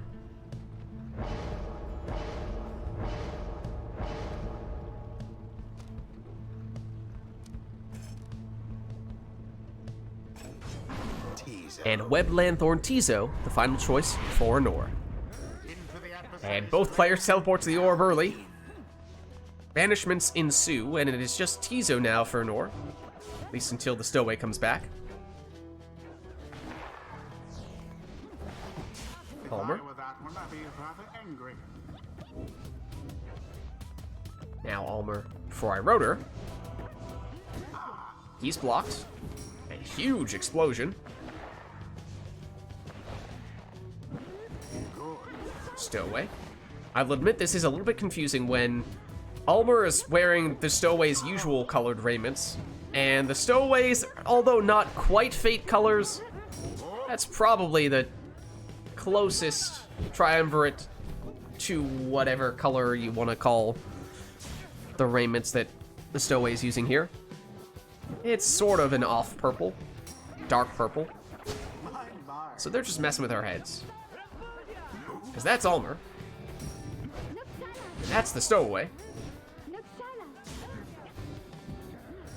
Here's iRotor's Almer, though. Well, he nearly black magic jumps his way in. Nor's Almer, down here.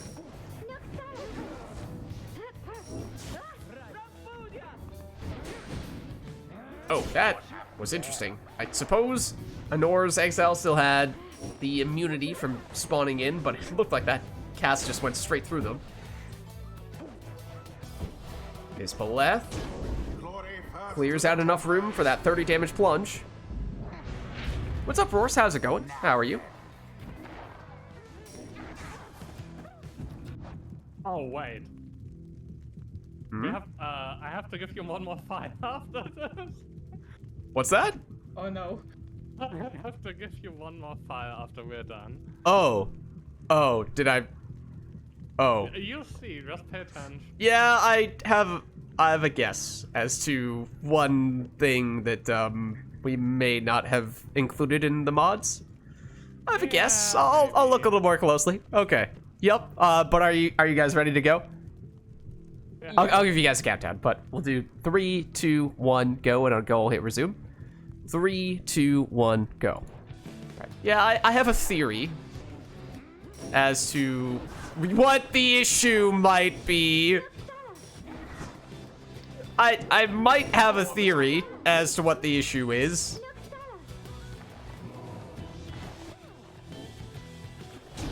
Tay, douse the Oh, but flame. it is the stowaway. Hopping in for 20. Now go.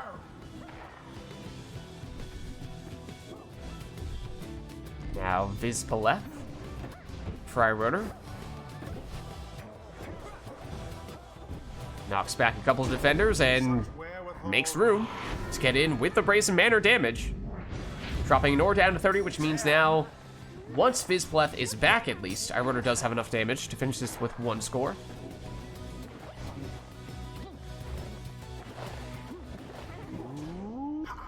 But that quick sap throw is almost enough already. Your victory's at hand.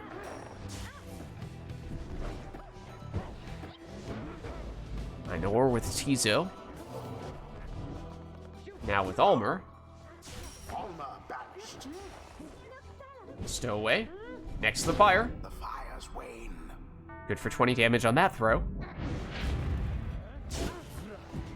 Tis taken. To death. Intercepted by Rotor. And back in possession now. With Almer. Oh, there's the black magic. Curve in the jump around the defender and nearly set up a score. Stowaway for Nor. Oh, into the lava she goes, though.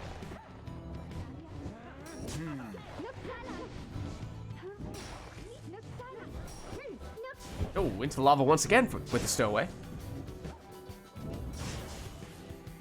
She keeps on getting banished. Orb remains unclaimed here. Now it is the stowaway for, what, the 4th time round? Apparently is the charm? Something like that. The orb.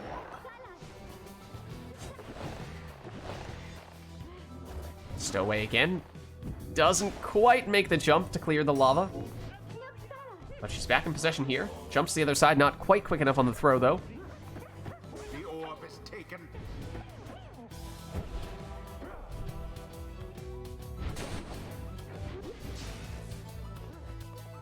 Almer, Fry Rotor, makes it in for the winning plunge. Okay. Tempers prevail. Wait, Their let me quickly give you the file. You can confidently install it after. That one's just a quick, like, copy, or like a drag and drop type one, right? Yeah, I'll tell you. So, Until the in case no one noticed, there may or may not have been an increasingly large sap explosion on iRotor's sap. Or sapling explosion, I should say. From iRotor's sap. Which, eventually got to the point where it was half the arena. Okay. So... shall we... what would we like to do in that case? Do we want to just say, let's,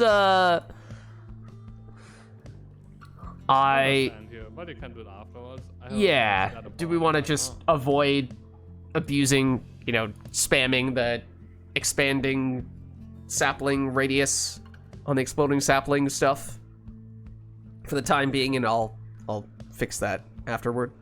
And at least for next week, we'll be fine then. We could just go with one of the masteries and not two, and that would be fine. Yeah. Like, as long as, now that we know that bug is still there, it should be pretty avoidable. Yeah, it does potentially mean taking slightly different masteries at times than you might have preferred, but maybe that's not an absolutely terrible thing. So I think we can still proceed here in that case. But let us know if there is anything that we'd like to do for the next one. I think both iRotor and Anor were offering to swap out if anyone else wants to get in here. If so, then let us know. We can make that happen.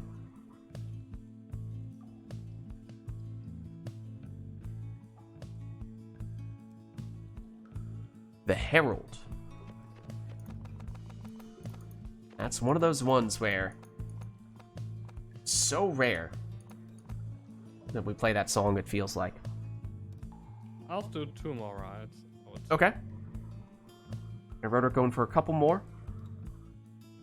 So heads up, if anyone is interested in getting in, then we will likely be looking for someone to take iRotor's spot in a couple matches. Anything beyond the song for this one, or is that it?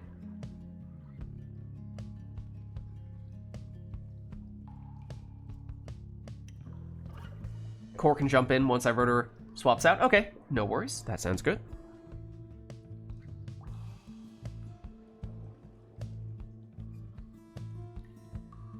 Alright, it seems like it's just the song here. So let's get going.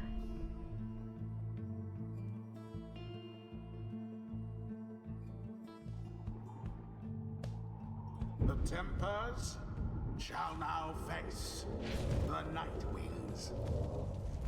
Welcome. Who shall conduct the rites? And it is... Suppose we had this last time, but it is a rare match today in which the players are actually choosing their setups here. We had so many customized elf matches, so if there is anything in particular players are looking for, like say a speedy Udmilda with a Crone Salute, that is what iRotor starts off with.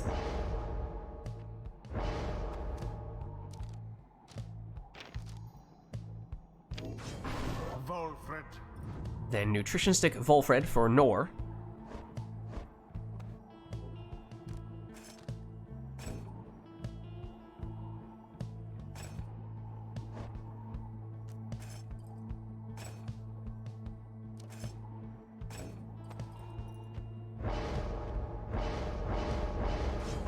Messenger Imp. Webbed Lanthorn Messenger Imp, second choice for iRotor.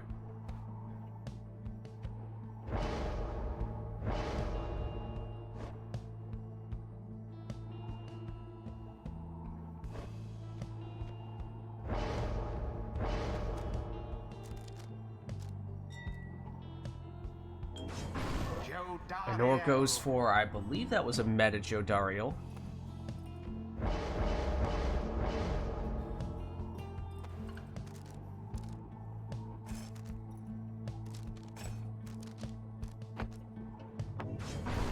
Then Kerfang on Barker, extra plunging damage, but you don't see that too often. That's a bit of an unusual choice.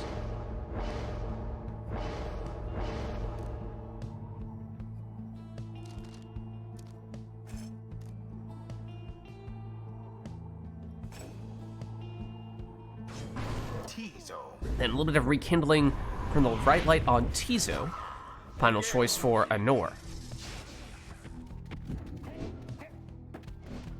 Barker. Waiting for the right opportunity. And he found it. There is that extra plunging damage, so it's 28 when he makes it in. Oh, that is a lightning quick Udmilda.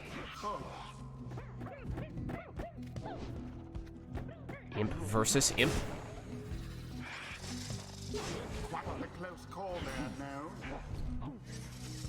And now, very quick Jodariel with the infinite stamina, but not quick enough. That speedy Udmilda. Making a quick recovery. Almost quick enough to make it into the Pyre, but not quite so. Jody will try again with the infinite stamina, but she's cut off by Messenger Imp. And that time, Udmilda just goes straight in. No prayer beads on her, though, so she's now gone for this round. Means iRotor's gonna have to find a way to make it work here potentially with Barker.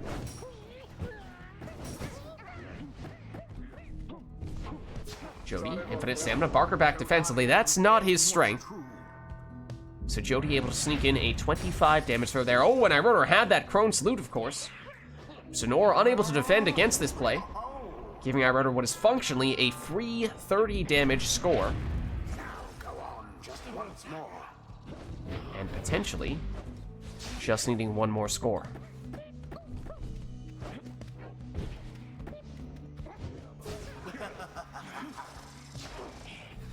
Then again, Anor did take the right light, if I remember correctly, for 20 rekindling on one of her talismans. So even if Iroder's to score here, any exile would have enough to bleed her down to 0 Pyre life, but she will have a second life bar.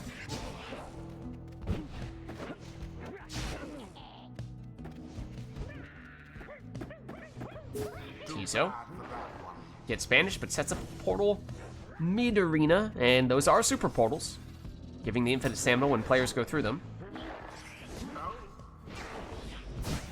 Udmilda, oh, with a big double banishment there. But Numbing Gust activates. Is Iroder quick enough? Yes, he is. With Barker, there is the rekindling. Oh, it's actually 30. The right light plus 10 from Volfred. But Iroder potentially does still have enough damage to get that in one score. Also with the portal entry and exit so close to each other. Anor has to be careful not to get stuck in an infinite portal loop, as she nearly did there. Numbing Gust active, but Orb is close to the Pyre, and there it is. The Tempers prevail. Yes. And what a crushing victory it was. GG. The rite is complete. Alright, well played, you two. Let's head on back. Until the stars align.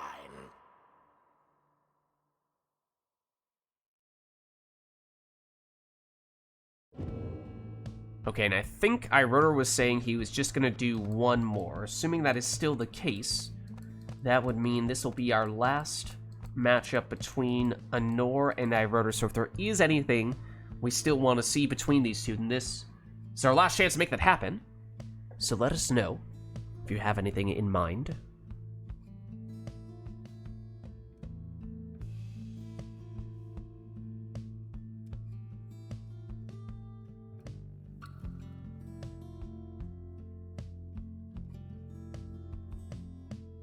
And Iroder is choosing Exiles. Okay.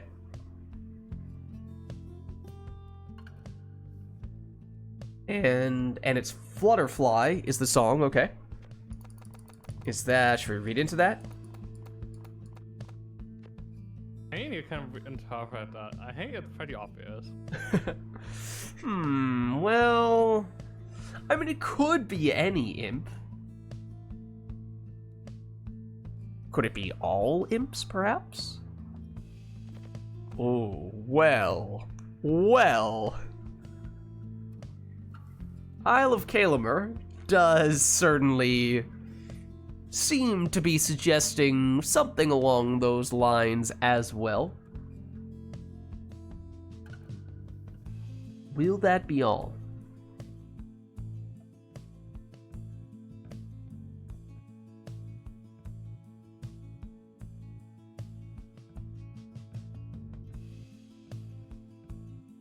Seems like it. Seems like it. So why don't we jump in then for our final Iroder Anor showdown of today. Isle of Kalamer, Tizo's theme, and an Exile's request that was not really explicitly specified as to what it was supposed to be for, but certainly strong implications.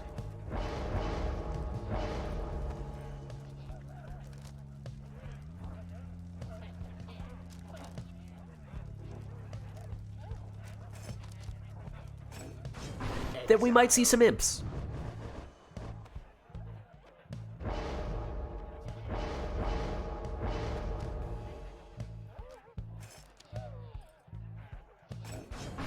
Tizo. Both players going Webbed Lanthorn in the first spot.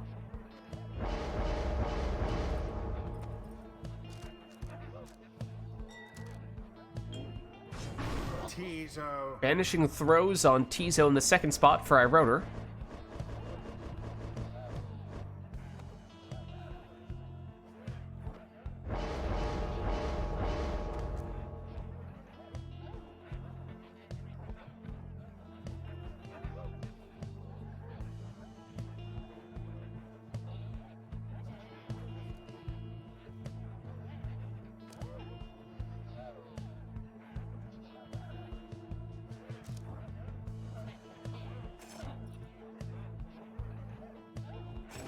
Exile. Speedy Raji in the second spot for Anor.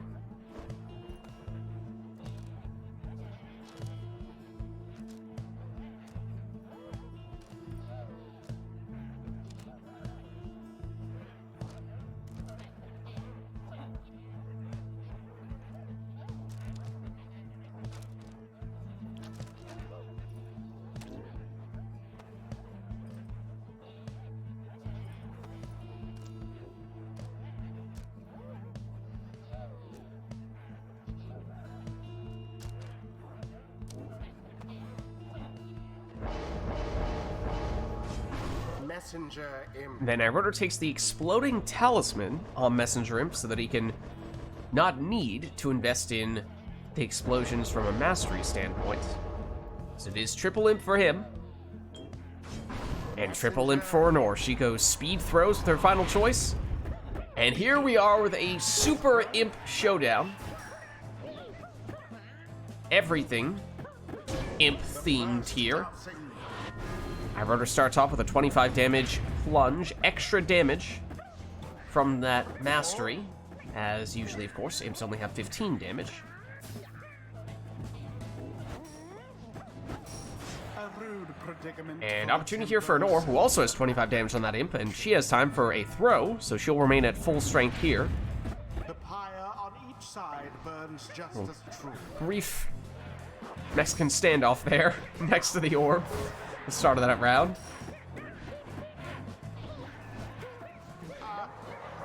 Ooh, Iroder somehow, almost, was able to avoid banishment right next to Anor's Pyre. Has set up a portal relatively close to that Pyre in the process. Might be something that Anor is looking to do here. It actually doesn't have any portals on that imp. Well, that was interesting. It's like Iroder was passing the orb to his teammate, but he didn't do it the usual way. Didn't do it via pass, did it via a throw. Did that Speaking of throws, throws it in for 15 here. a show of strength from the Nightwing's opponents? Anor, infinite stamina through the portal, and that is definitely her imp that she gave the Tailwind crest to, because that was a very speedy imp. There goes Tizo. Anor through her portal, Wherever did but the chased away from Iroder's Pyre, and suddenly, Anor has no one back defensively. Nightwing was flung right in So Iroder goes through the portal and throws it in for 15. into the adversary's flame. Anor, thinking about the portal. Such zeal. That is the speedy imp, and goodness gracious, it is quick. Once again, the standoff. You take it. No, you take it. All banished. But after the plunge, and after getting banished a couple of times, Anor defenseless here. Tis taken. Oh, but Iroder a little bit greedy on that throw attempt. Was one of his higher damage imps, and he wanted to benefit from that. Going for the full 25, but did not have enough time to do it, and walked away with nothing instead. And now an opportunity for Anor to throw it into an uncontested Pyre, and the quick damage throws Into the fire. to get up to the full 25 there without too much issue. Nightwings. Oh, and Iroder sets up the portal in a perilous position. An interesting exchange. Orb does hit an Anor's Pyre, bounce back out. Iroder is still eyeing that portal. And so is Anor. Oh, and Anor able to move the portal position. Now nowhere near as threatening as it once was.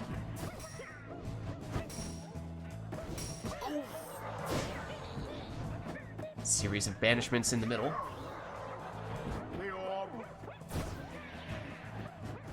Tizo, for Rotor, sneaks around and does make it in. And that is one of the extra damage exiles. 25 there. Now, won't come back because no prayer beads. But it does mean that if Rotor is able to score with one of his 25 damage imps, which he might still have one. I know one of his imps is only 15 damage. Like that. Now, however, without question, one more score, all that Rotor would need here, regardless of imp. Ooh, and Rotor, aggressive here, taking out the defenders. Anor gets an imp back. It's a bit of a lose-lose situation for Anor. Obviously, she couldn't afford to have that imp plunge, otherwise it's game over. But at the same time, if she banished that imp, they'd set up a portal right next to her Pyre, and then that would make it quite easy for Rotor to follow up with a different exile for the winning score.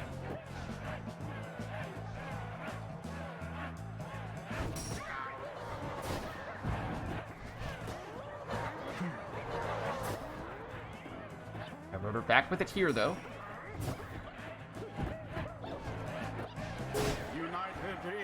Now it's Rotor who's defenseless. Oh no, the imp's creating a wall for Anor, but she has enough time to get off the throw and get the win.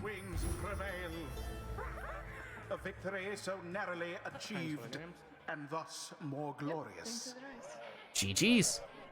The ceremony is complete. All right, well played, you two. A good one to conclude that matchup with. Until the next rite. A sudden death imp showdown. But I believe Rotor was saying he is going to swap out here, which means, Core, if you are still interested in hopping in, we could get you now to face off against Anor. That still sound good to you?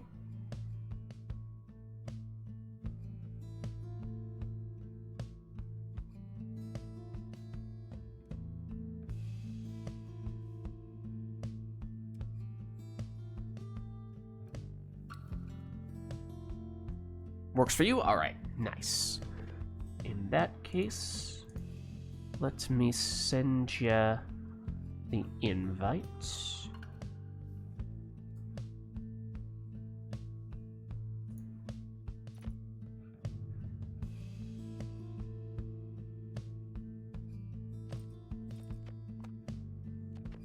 And we'll reset ourselves here. But let us know if there's anything you'd like to see for this next match. This, of course, should be our first matchup between Core and Anor for the day. Core's thinking about going Beyonders, mixing it up a little bit.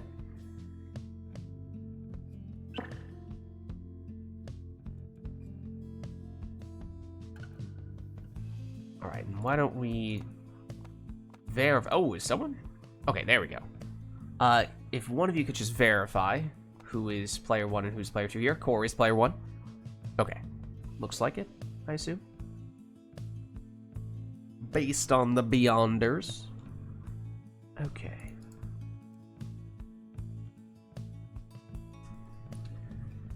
And, yeah, okay. Nor's still player 2. Gotcha.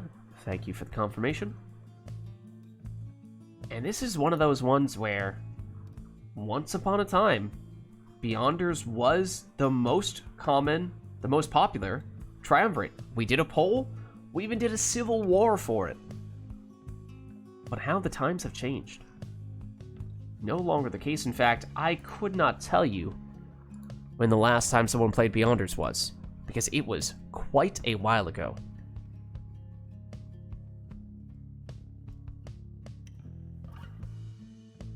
Not seeing any requests here, though. Anor says about 6 or 7 more rites or so, then probably be out. Getting a little tired? No worries. No worries. We have been going for a little while. Anor says forbidden knowledge.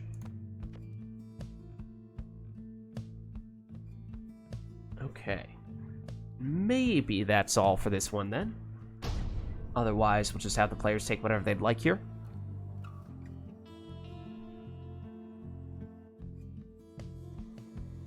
The Beyonders. Okay, we are back at the pits. The Nightwings. Last time we were here, Welcome. we had, well, Who shall conduct the rites? an interesting match. That was, of course, against Anor and Iroder, who has since swapped out for Core, but both players had gone exclusively, or almost exclusively, for off-the-wall throws and plunges. Will that prove to be the case here, or will we instead see a much simpler, more straightforward match? Headwind. We shall see. Man, people play Beyonders so infrequently. It's been a long time since we last saw the Beyonders raiments.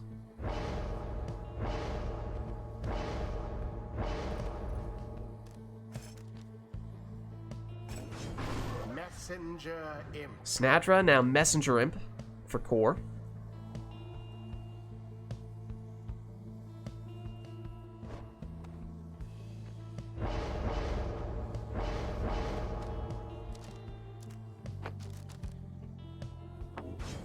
Rookie.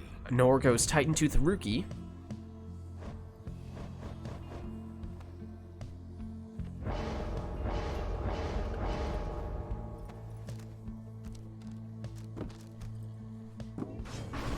Core goes for the Thorned Knot on Saxiana. Think we had him, at least one match with him doing that Thorn Knot on a harp last week, and perhaps he was impressed, pleasantly surprised by how that went. Jodariel. And Jodariel here, the final choice for Anor. And here we go for our first showdown between Core and Anor for the day. Snadra, whoa, knocked way back, but unfazed as she banished one of the defenders. Now, does get banished herself, though. Headwind, Headwind is taken out. And Saxiana, banished as well. Jody, ooh, shoulder smash there. Down she goes. Nomad versus Nomad. Snadra. Avoiding those casts. Oh, and they shoulder smashed each other, I think. Both Nomads go down in the process. Jody banished.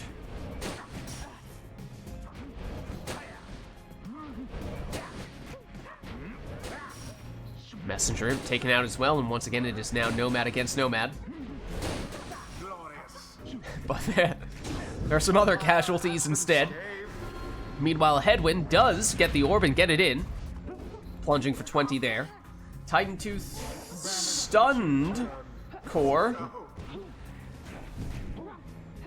Can Anor capitalize on that, though, is the bigger question. Jody extending the play, and yes, does make it in. Nomad casts, well, they cancel out in a way. And with a little more room, Anor able to make it in with a curve plunge there from Rookie. No prayer beads on him, though. He's now gone for this round. None left unscathed. Headwind taken out as well. That leaves just Jodariel. It is the original trio for Anor, I'm now realizing. Perhaps should have realized that earlier. Oh, and the harp push was not initially, at least not by itself enough for Core, but still able to follow it in with a plunge afterward. There's the Time Tooth stun. Is there enough time for Jody? No, there is not. Snadra. She's banished. As was Messenger Imp. Rookie. The sliver of stamina. Oh, nearly snuck under the defender and in. Zap. Those are big implosions. Deliverance. Snadra makes it in for 20. Saxiana now, sniped by Headwind. He goes down, and now it's Jody. And, well, she gets blocked and banished. Core with that portal that lands right next to Anor's Pyre. Not an automatic score, but very nearly that. Just has to loop around a little bit around one of those defenders. Glorious. He gets the score with Saxiana. Jody dispossesses. Gets it back for herself. Knocks back the defender. Trading space with his 30 damage plunge. And now one score, perhaps all that Honor needs here. And Core might have a leech on Snadra if he went all the way down on the left side. In which case, theoretically possible that that could change. But it's not Snadra, it's Zoxiana getting this plunge. That means she is out for this round, though. Snadra creating some space, though. And shoulder smashes the defender. However, the Titan Tooth stunned Snadra. So Nor got someone back and was able to get rid of Snadra and then speed in for the winning plunge from Rookie. Fire burns whilst that of their adversaries is but ash. GG. The rite is done. All right. Let's head back. Until the stars align.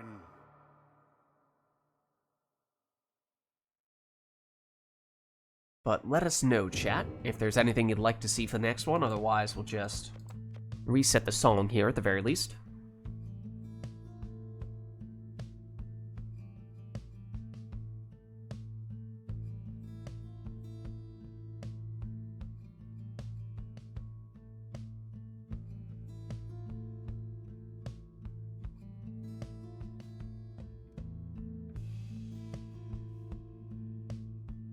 Ooh, and Blood Princess comes in. Says, you know, it's been a little too long. A little too long since we last turned to customize off. So back to the randomized exiles, masteries, and talismans. You know, we gave Core the chance to warm up. We gave him a match. Now we get back to business. Could still do a song. Could still do an arena. Give him ghost worms. Well, Core, we have come to the realization today that when we turn customize off, the song that we request has a very strong influence on what type of exiles players get. Under this exact circumstance, we went to Knights of the Sea to guarantee that we got some worms, and did. Then we did Rage of Demons, got even more demons on that one. So, I mean, what I'm saying is there are some ways in which you might be able to get some of those ghost worms. Unless, of course, we keep a clean slate here. No song requests. No outside influence. Pure randomness. Well, it's the Isle of Kalimur. Beyonders shall confront the Nightwing. No ghost worms, though. Naturally, Honor gets 2 worms instead. But Core gets started quickly with a 20 damage plunge here from his harp. He has 1 harp, a sap, and a nomad, and Nor 2 worms and a harp. And a speedy worm plunge from Honor here with Deluge. Core does have the harp salute. Gilman. No salute on him. Tamitha just enough to avoid banishment there. Nor might have been looking for fell swoop on that occasion, but if so, then did not get it. And that meant Core more capable of getting in there with Lendl. What was that? That was a strange looking sap blink. Did not look like he blinked in a straight line. Looked like he curved on that blink. Unless my eyes deceived me. Is there an imp or something that modified the angle at which he blinked?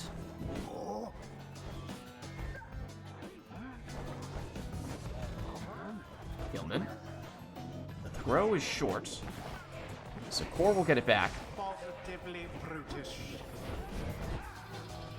Oh, and Nor was about to use the salute to switch places with the Tamitha, although right as she was initiating it, the other exile got banished.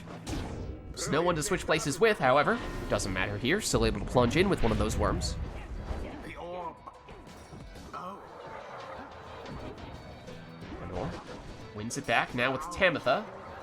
Switched places, but unsuccessful, and Core throws it in. Short range with Lendl for 12. No leech from Lendl. So he's not all the way down the left side.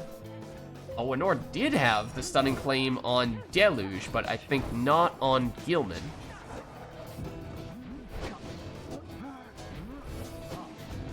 Tamitha. To Deluge. Core gets rid of one of those worms.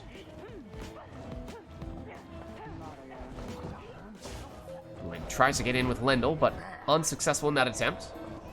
It's, oh goodness. Spin the wheel of Harp casts. Where it'll land, nobody knows. On that occasion, though, Core did hit the jackpot. Get the banishment he was looking for.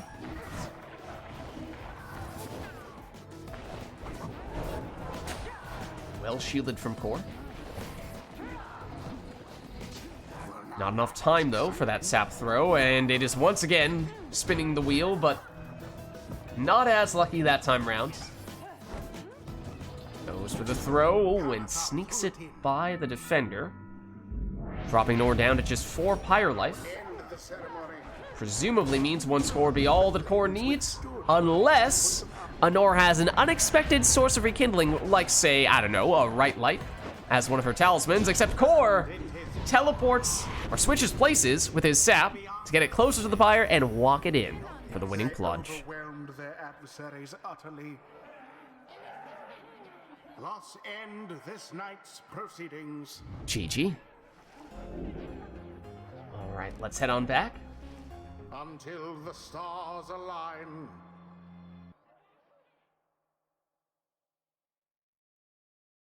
But let us know if there's anything we'd like to see for the next one. Otherwise, we'll reset and put Customize back on.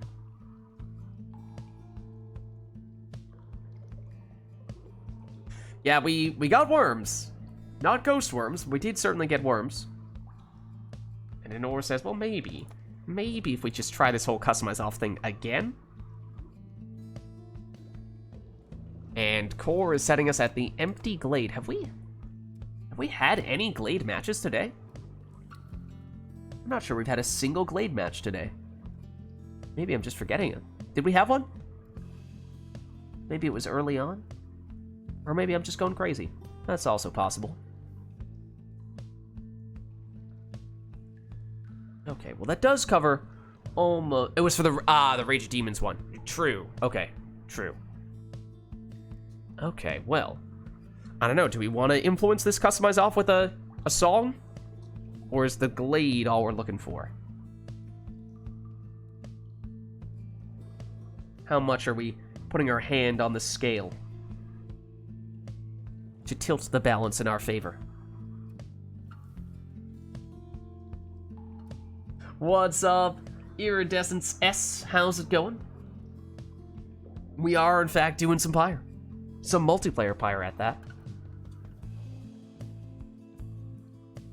With some randomization from Customize off. Let's get this one started. Let's see what we end up with here. Oh, certain plan. Okay, so in that case, what, we're expecting saps, I would assume. That is what we are... Did I go past it? No, there it is. Okay.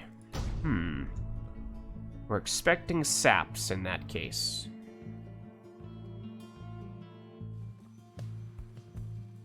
The Beyonders shall take on the Well, it is 2 ghost worms. Well, all right. Well, there's your ghost worms for you. 2 ghost worms for Core, plus the most stylish ghost the world has ever seen. Also, a stylish non-ghost on Anor's side, along with a ghost who is in non-ghost form for a crone, and also an imp. thus assert themselves. There is 1 stylish plunge for 20, coming from Gareth. And it is Vorfrit, plunging for 30 here for Anor, so Anor off to a quick start. Both players, apparently, with their stylish savages, can teleport to the orb, and they do so. Core banishing Anor and pulling all the way through into the Pyre. No prayer beads on Gareth, though. He's gone, not that that matters, as Core able to use one of those ghost worms to get in for 15 damage plunge. Gareth banished for Anor. Gareth for Core has infinite stamina. Oh, okay, well, apparently Anor has the Crone Salute.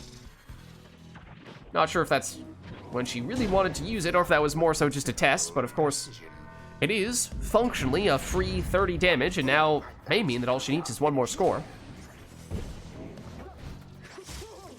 Gareth down. A tragedy, to say the least. It's okay, the other Gareth is here. Oh, Titan Tooth. On Core's Gareth? Not sure. Magnificent. Well, either way, Core's Gareth makes it in here. Tis taken. Forfeit for Anor, dispossessed. And banished. That leaves just Tizo back. Yeah, it's Gilman on Core's side, who has the Titan Tooth for the stuns.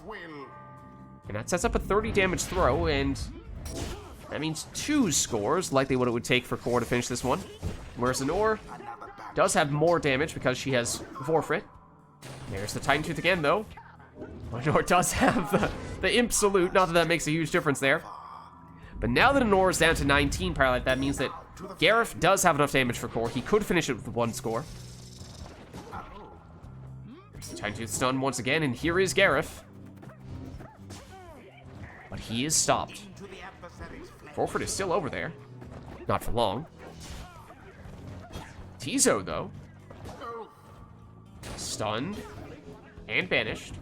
Does set up a portal, though.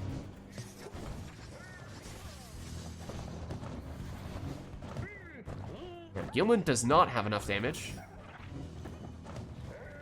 That may not stop Core from trying with him. Especially if he can set things up with a Titan Tooth stun. Now Anor's on the attack. Forfeit down. But a dangerous portal for Anor. Oh, and there's Gareth. Oh, he nearly had it. He didn't have to throw. Might have been better still if Core just walked that one in.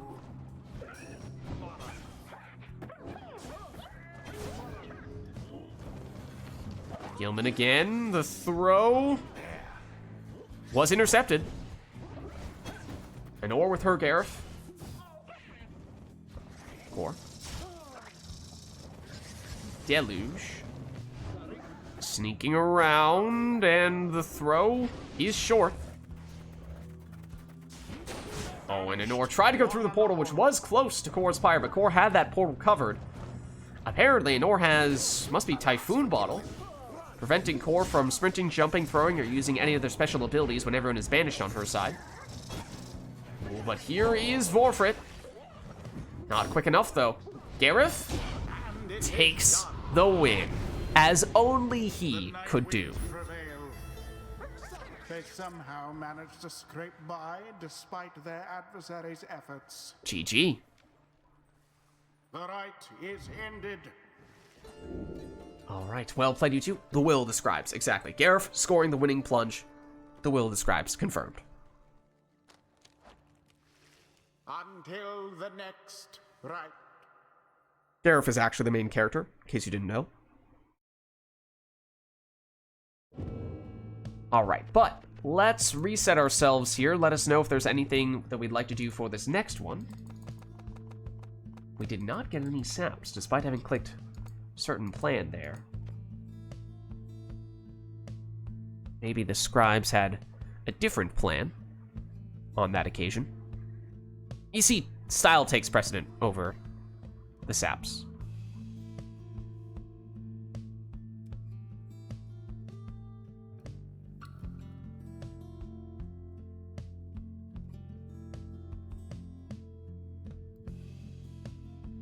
Anything we're looking for on this one? Otherwise, we can just have the players take whatever they'd like. That works too.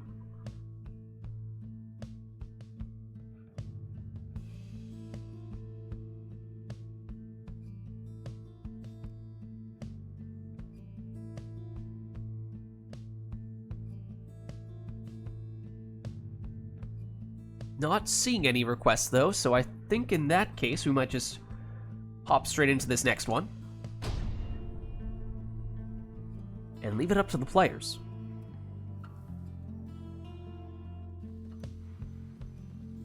The Beyonders versus Did we preset the arena? Wings. I might have forgotten to reset the arena. Welcome. We did? It was just a random glade that we got? The rites. Alright. Apparently the will describes he has to be back at the Glade of Lu. And maybe this is an opportunity in that case to get the saps that we tried to force into that previous customized off match. So, at least talisman-wise, was a defensive rookie there.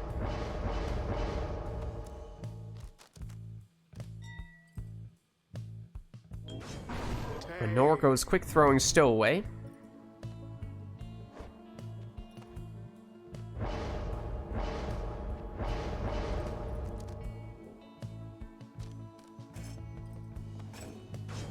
Messenger. Core with the Web Lanthorn Messenger Imp.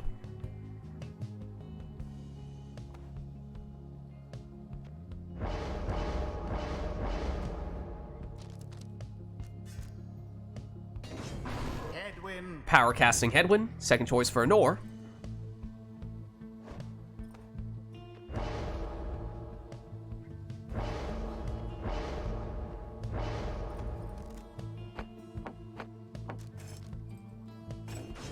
Ignatius. And finally, a Speedy Ignarius is what Core chooses.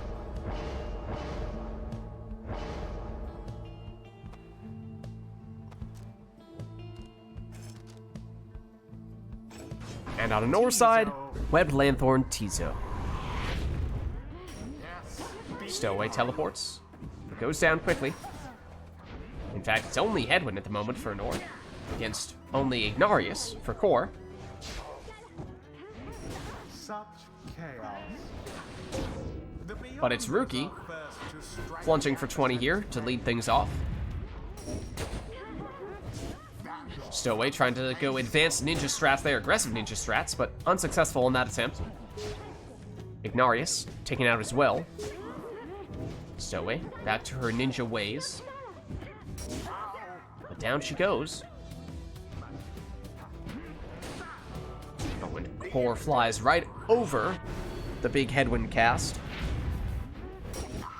Stowaway teleports, sidesteps Core's cast, and throws it in for 20.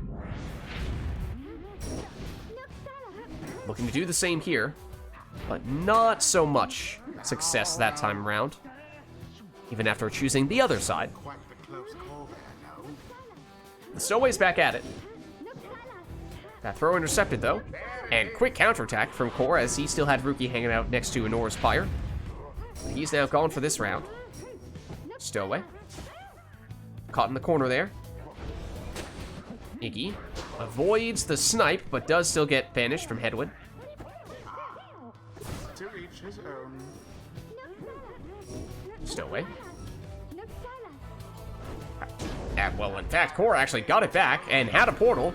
Set up a quick 30 damage plunge there. The right is nearly And with a lot of momentum there, Core only needs one more score, it would seem. But Nor will not make it easy. Stowaway threw it in for 20, and we'll have to take several scores in a row here because Nor does not have a lot of margin for error at this stage.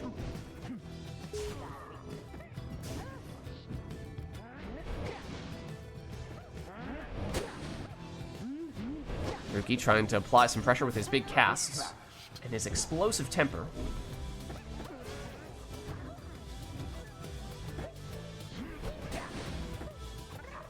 ouch. Ferocity. Well, that explosive temper, I think, not only took out almost all of Nora's exiles, also took out Core's exile, because it included an exploding imp. But enough time for Nora to throw that one in with a stowaway.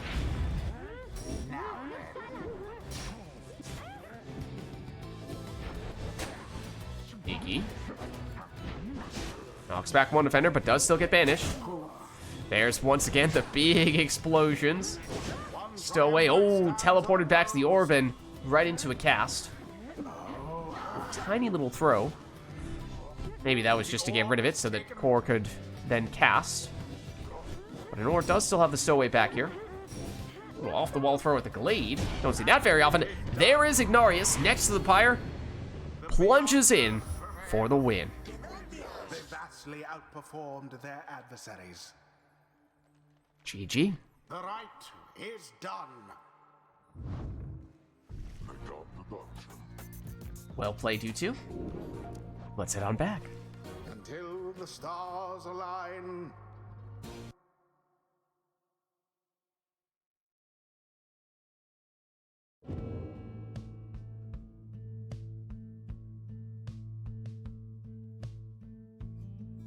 Alright, so let us know if there is anything we'd like to do for this next one.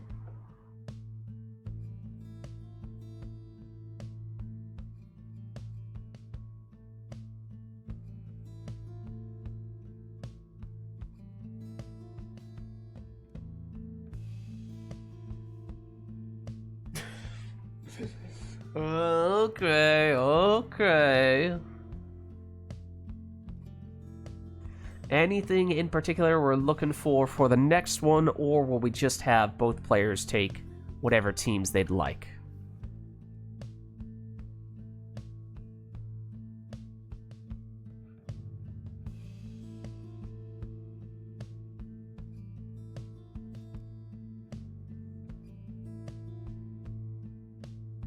Not seeing any requests, so I take that to mean we'll just stick with whatever the players want here.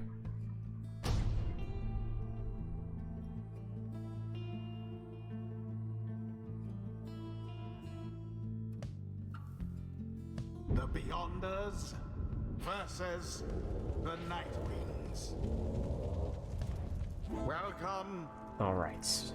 So up to you. Who shall conduct the rites? However you'd like to build the teams here.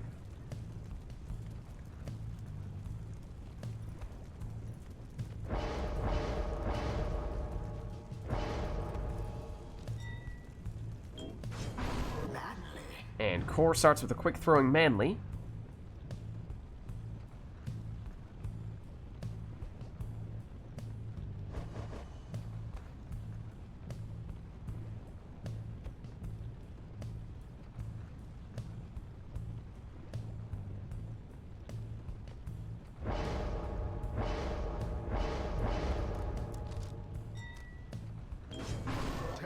Nor goes Ninja Stowaway.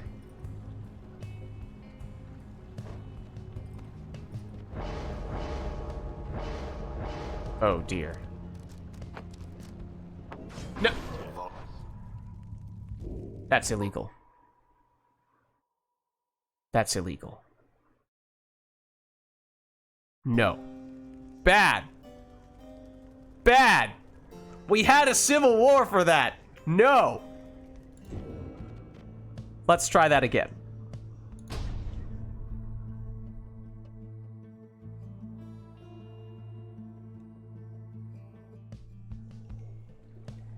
The Beyonders Can we go back to shall We confront can go back to Nest if you want.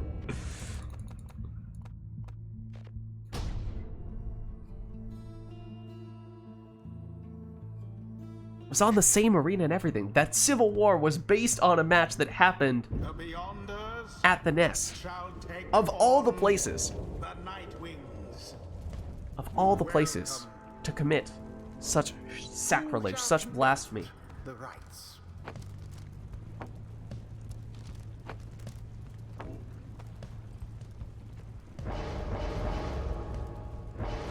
Okay, better.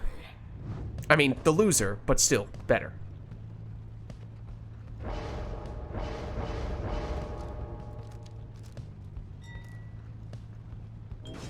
Tay.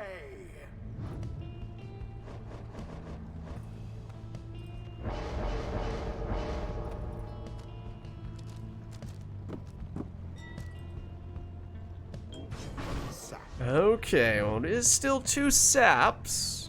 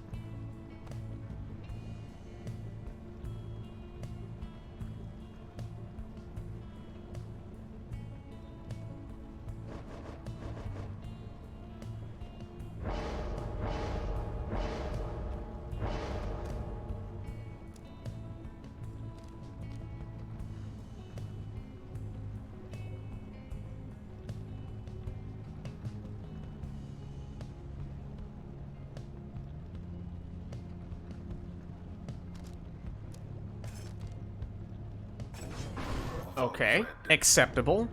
Speedy Volfred. Also acceptable.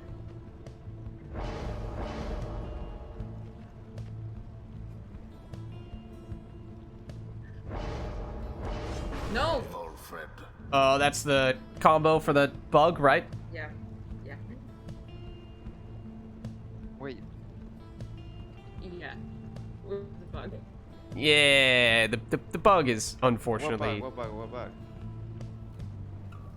The 7 nuke? You definitely know about this bug, Core. Wait, what bug are we talking about? The The sapling sapling, nuke? exploding sapling, yeah. Wait, I thought it was fixed. I thought you guys got mods. Apparently, all but that one. Oh, but I did that on all of my saps. Oh. Oh. So why are we saying Choose that now? someone. We may not have noticed on the first two.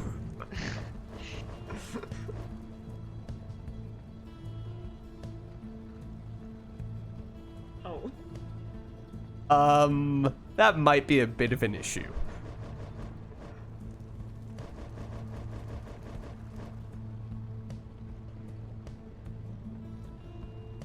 Is it not fixed? It is the one thing, seemingly, I don't know, there might be minor things here and there, but...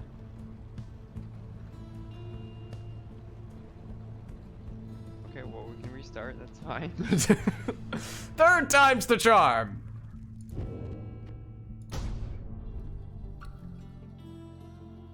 First, we have to check if we have the hangover from Tillencrest. The Beyond. Oh, yeah, I don't know if Welcome. we didn't actually do the Who match. shall conduct the rites? Yeah, okay, fourth time's the charm.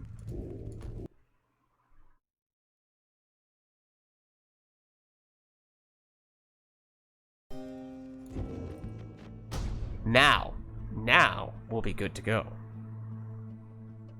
Theoretically. The Beyonders shall now face the Night Wings. Welcome.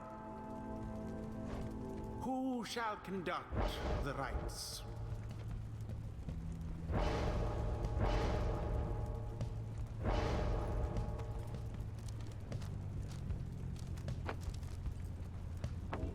Okay, so there's quarterback Manly.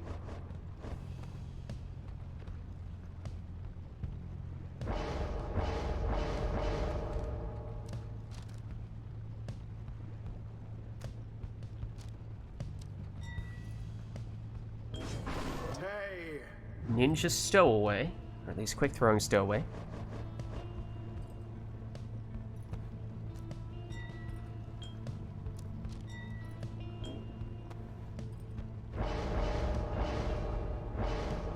Sap. Pseudo quarterback Palmas.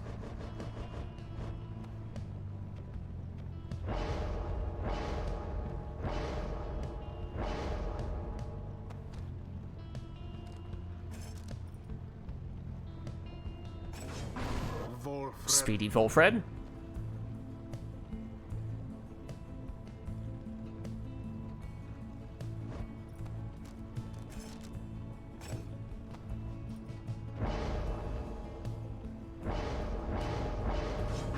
And also Speedy Volfred. Okay, no more sap for you.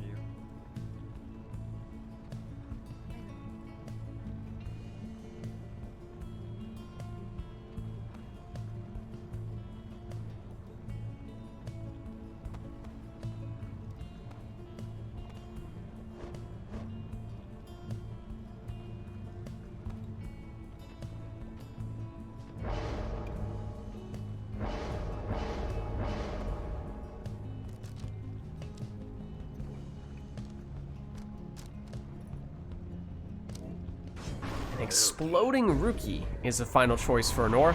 Alright, so here we go. It's 4 saps total, including 3 on Core's side. So brace yourselves. This could be a long match.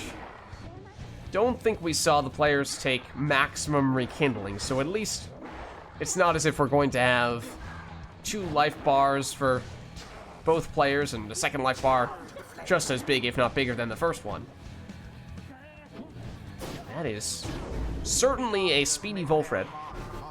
And he gets us started.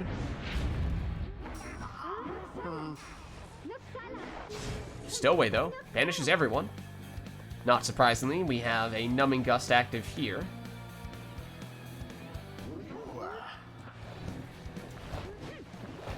How sad for Manly.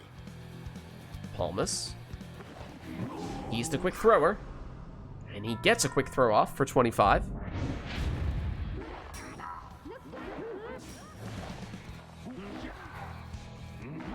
Two speedsters against each other.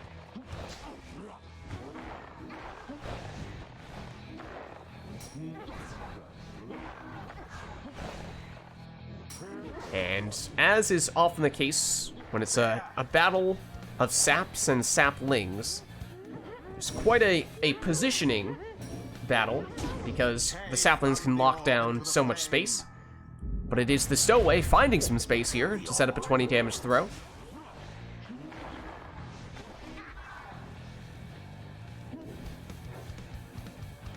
Rookie. Triple hops, then explodes next to one of Kor's saps.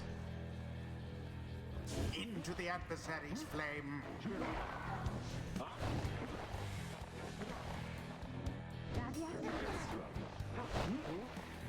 Or that is quarterback Manly. Flies true.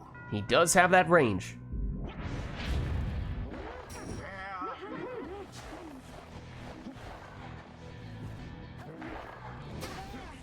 Rookie comes in, banishes one of the saps. Kor still in possession here with Speedy Volfred. Now quarterback Manly.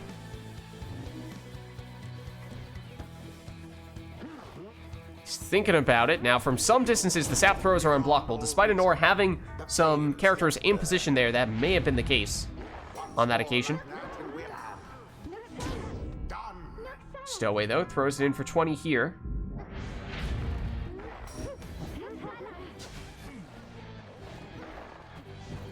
Tis taken. Manly and Volfred.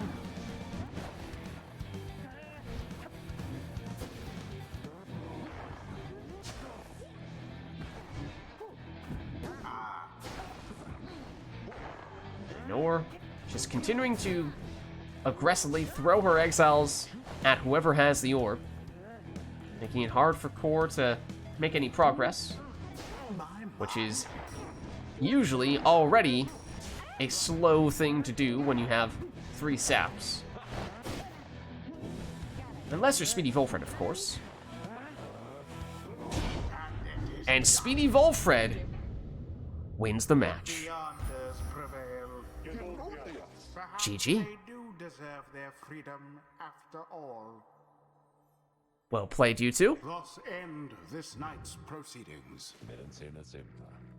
Yeah, so it's basically, how's it going, Maria? It is a different, it's a sport in and of itself that is, I think a lot of people tend to say it's most similar to basketball, but it is a unique new game that is somewhat basketball-like, that is here, Pyre. Usually a single-player campaign, but on this occasion we are playing multiplayer. And basically the objective is to get the orb, or the ball, and either run with it into your opponent's fire, or throw the orb into your opponent's fire, or pyre. When you do that, you deal damage to your opponent's pyre. It starts off at 100 in most circumstances, and then once it gets down to 0, that player loses. So basically, damage your opponent's fire until it gets down to 0 to win. And that's the simple, overarching idea of it. But there are other aspects to it as well. You can only move one of your characters at a time, so that makes it a little bit tougher. You need to be more strategic about when and where you are making your moves.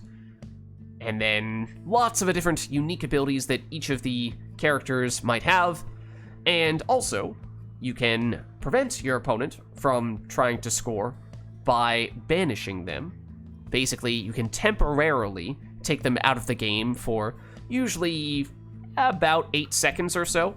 If you either run into them with your circle around your character, which is called your aura, or alternatively, you can cast your aura, which is where a character basically shoots out a beam, almost, at an opponent, and if that catches one of the opponents, then they'll get banished and be out for, it varies from character to character, but give or take 8 or so seconds. So those are the basics. That's the big idea, at least. That was a little bit of a gimmicky match because we saw players take a lot of a certain type of character, a certain class, that plays quite differently from other classes. So it had a bit of a different feel than matches would usually have. But let us know, chat, if there's anything that you'd like to see for this next one. Otherwise, we'll just have the players take whatever they'd like.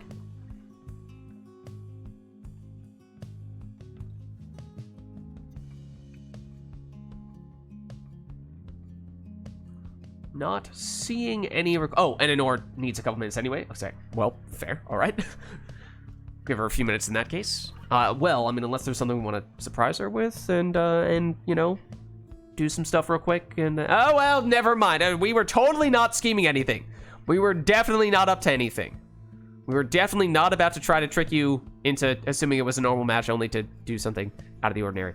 No, definitely not what we were about to do.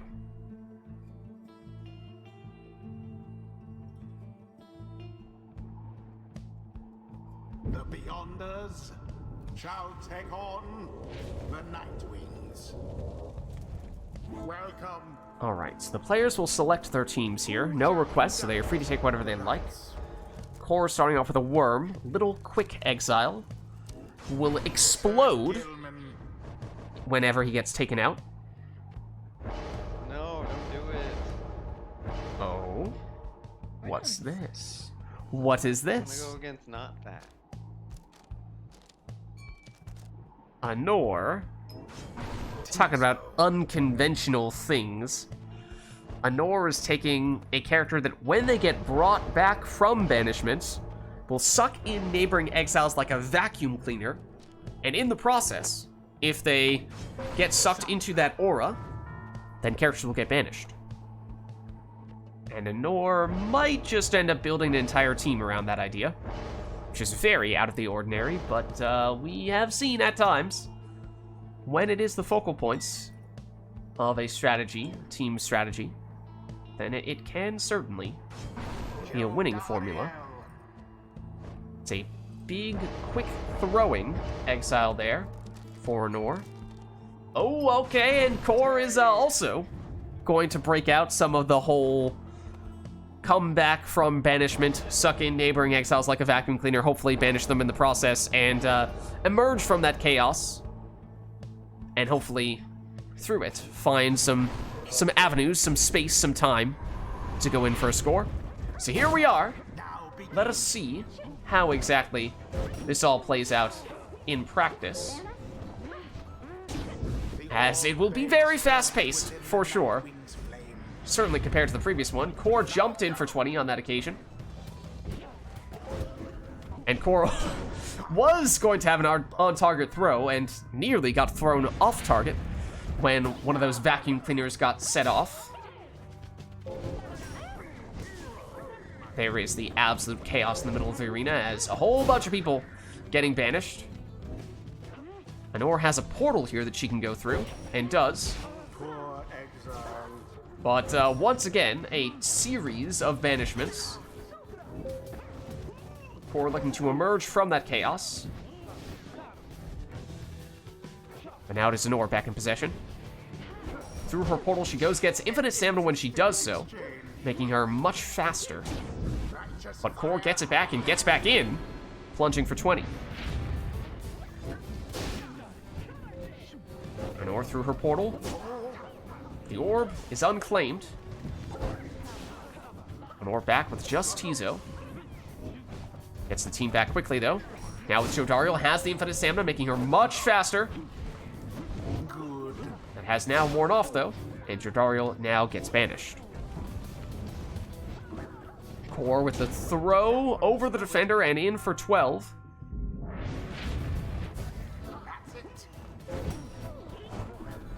Core once again, exactly 12 damage on that throw too. That leaves Anor with just 13 Pyre life. We'll see if Core gets another 12 here, or if he goes for just a little bit more to finish the job. It was as though the scribes themselves stood by their side. GG. The rite is ended. All right, well played, you two. Chaotic as that match may have been. Stars align. We'll head on back. Yeah, you know, I was about to say, it might make sense to have a relatively straightforward match for the next one. And then we did possibly the single most unconventional strategy for both players. It's a great way to be introduced to the game. Alas. Well, I know Anor was saying she might need to call it a night in the relatively near future. So, what do we say, maybe one more match before the Liberation Rite in case there are any last-minute requests we want to do? Okay. So, Core says we ought to go to the Ridge. Don't know why I went in the least efficient way to the Ridge, but there we are. Okay, Serena is locked in. Anything else that we'd like to have for this next one?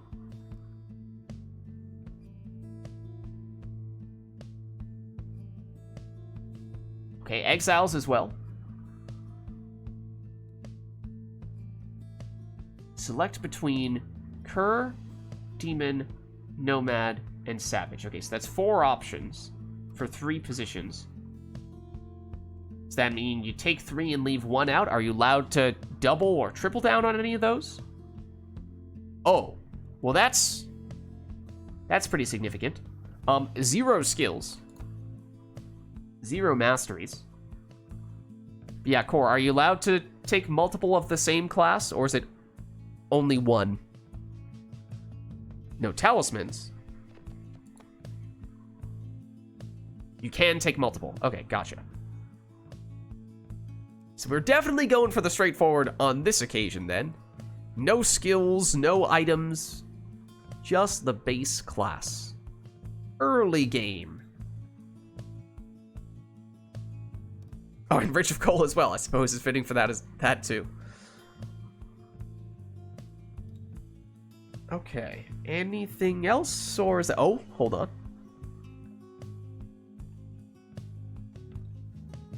Path to Glory, fitting. Okay. I think that paints a pretty good picture of early game in that case. Path of Glory, Path to Exile. The world may never know.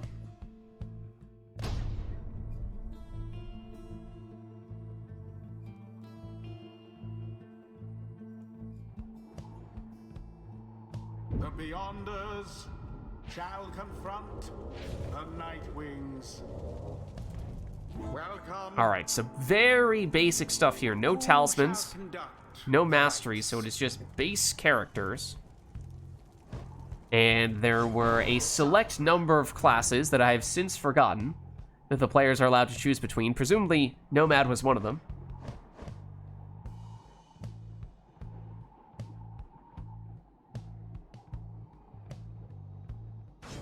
Edwin. And that is how both players will start.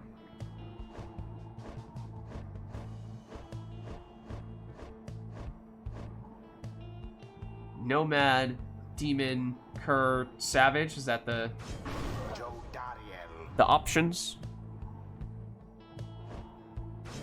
Ruki. Okay, it's Jodariel, so big demon, and then Ruki for Anor. So quick Cur. Second Nomad. And then Demon. Okay, yeah, Anor goes for the original trio. So here we are. With a very simple, straightforward match. Just the base characters. And nothing else. Ruki. Chase down. The orb is Jody. The core, now over to Lendl. And, well, the Nomads banish each other. Orb inadvertently hits Anor's Pyre, bounces back out. Core retrieves. Knocks back one defender.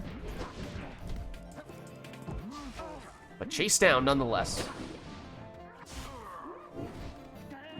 Snadra, banished, and now Ruki in possession. But he's banished. The Nomads, once again, taking each other out.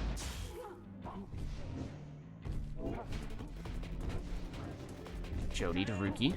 Ruki, however, ran out of stamina at an inopportune time. That was the last of And Anor defenseless until Ruki returns. She does do. But here comes Core. And his throw is intercepted.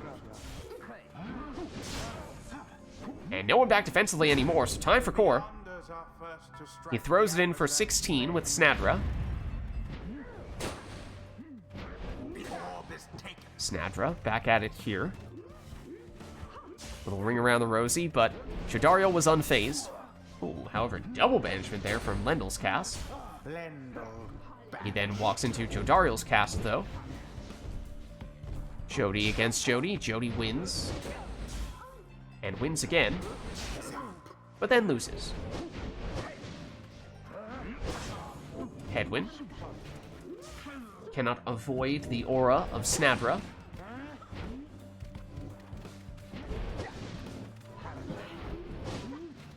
Now then. Snadra taken out, though, before she can do anything with the orb. Headwind just barely avoids banishment until he doesn't.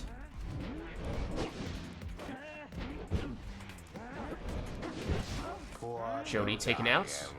Lendl almost found enough space to do something there, but he is stopped. Now Headwind. Leaves just Jody. At least until Ruki returns, although he is quickly taken out.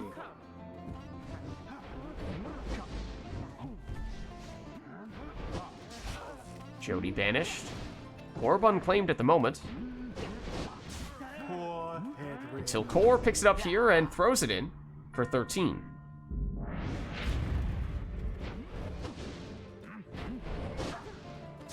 Headwind banishes Snadra, but then gets banished by Lendl. Ruki hops past Lendl, but blocked by Jodariel. What happened? Banishes Lendl, then gets banished by Jody. Snadra taken out 2.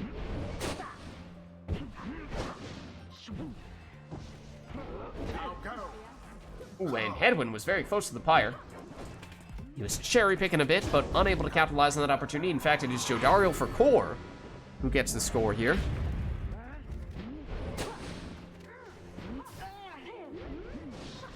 There. Ooh, Headwind got stuck a little bit there and led to his demise. Snadra. Oh, but it's Lendl who's the real threat. And that drops an ore down to just 21 Pyre life. That means one score, at least if it's from Jodariel, would be enough for Core. Anyone else would fall 1 damage short. So does Core try to force the issue here with Jodariel? Well, doesn't have a choice at the moment. Thoroughly. With everyone gone. Opportunity for Anor in that case. Time for a full 20 damage throw from Headwind.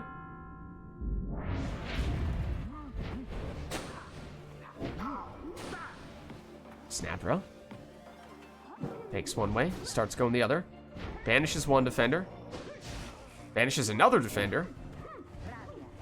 Ooh, and snakes around, but her throw is intercepted. Ruki now off to the races.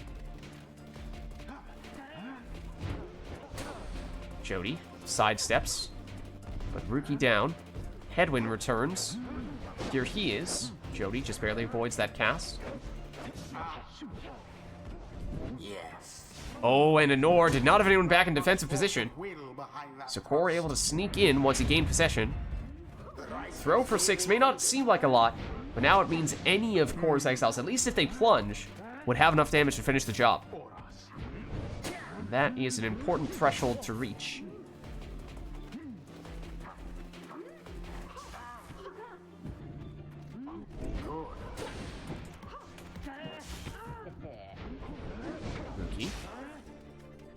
banishes a couple of exiles.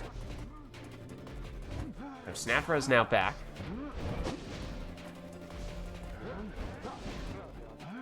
Rookie trying to find a way past Lendl, but it's Jodariel who takes him out. Lendl. Jody wins it back, only to get banished. Rookie, walks into the banishment, but the orb inadvertently hits an Aura's Pyre, bounces back out. And that might have been a difference maker there. Because otherwise, Lendl might have been in on goal. Snapper down. Jody against Jody. Jody knocks back all the defenders, though. Setting up the winning score. The Beyonders prevailed. GG. And what a crushing victory it was. The ceremony is complete. All right, well, let's head on back. Until the next rite. For what now I think will be our final rite of the night, our liberation rite.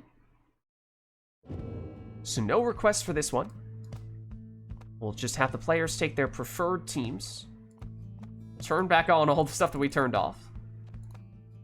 And let's see, so we'll go Never to Return, Nightwings, and Nor. Do you want the Nightwings version, or do you want the old Never to Return? Nightwings? Yeah, okay. That works. I think we've reset everything now, right? I think we are good to go here. So let's get started.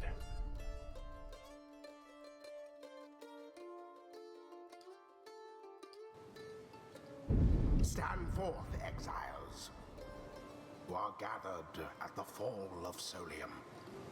Each of you seeks to be free from this forsaken land. Let us see which one of you is more deserving. Beyonders, stand prepared.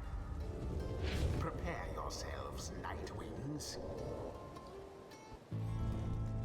The rite shall begin forthwith. All right, so as we were saying, this will be our final rite of the night, our liberation rite. No requests from chat. Both players just taking their preferred teams here.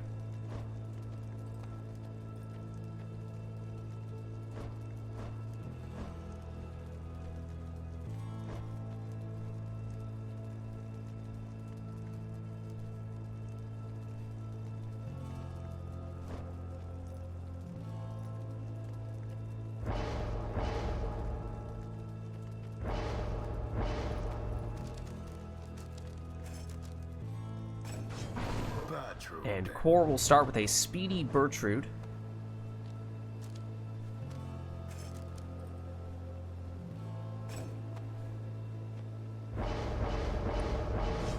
Whereas Nor goes Prayer Bead, saluting Pamitha.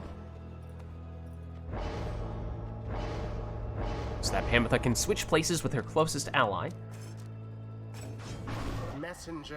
Webbed Lanthorn Messenger Imp. Whenever he banishes someone from the opposing team, he will bring back one of his own teammates.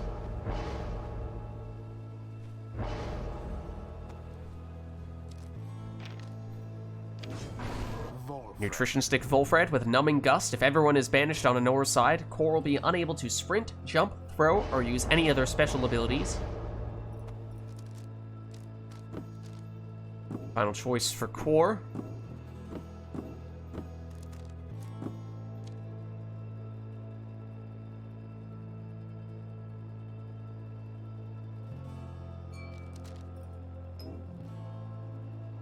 Is Gilman with Leech.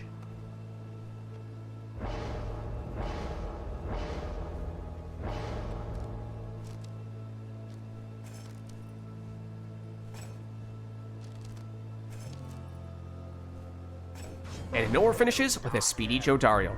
Alright, here we go. Our final rite of the night, our liberation rite. Core on the left representing the Beyonders, Anor on the right representing the Nightwings. Best of luck to you both.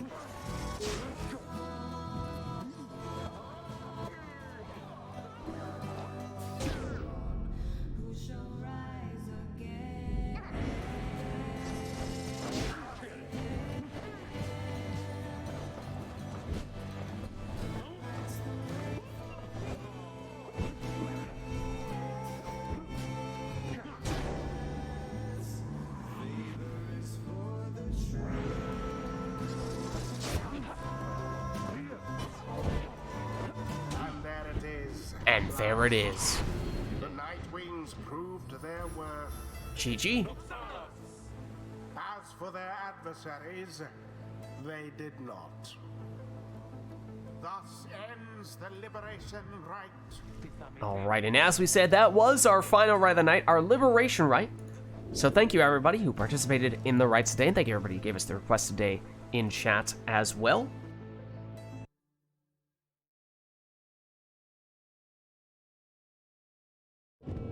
I will duck out of Discord, but I will see you guys next week. Alright. Let's kick them out of remote play. If they're still... Core, get out of here, man. Get out of here, man. Don't stay in remote play any longer than you have to. Alright, but let me just throw this screen on here, because I'm not quite done with you yet. As I was saying, that was, of course, our final rite of the night, our Liberation Rite. And this was our Pyre Community Rite Night. And if you're interested in getting more involved in multiplayer Pyre, then the best way to do so is by joining the Rite Club Discord server, which you can do by clicking on this link right here. And our streaming schedule nowadays is Saturday nights, Mass Effect Andromeda multiplayer, or rather, getting that all mixed up. Our Friday nights are Mass Effect Andromeda multiplayer. Our Saturdays, Mass Effect 3 multiplayer. Sundays is Pyre multiplayer. Then Lids Vids on YouTube as well, posting the VODs for all those streams, so if you missed anything, you can catch it there as well. Also doing some Gwent videos, the Witcher-themed card game on YouTube, as well as Thronebreaker. We recently finished the Gwent campaign. If you haven't done so yet already, of course, you can hit the follow button to get notification for when I live. Just follow me on Twitter at LidsVids. I post there live as well. But actually, the best place to stay up to date on all things Lids is by joining my Discord, which you can do by clicking on that link right there. But that's going to be it for me for tonight. So thank you all for watching. Hope you enjoyed the stream, and I'll catch you next time.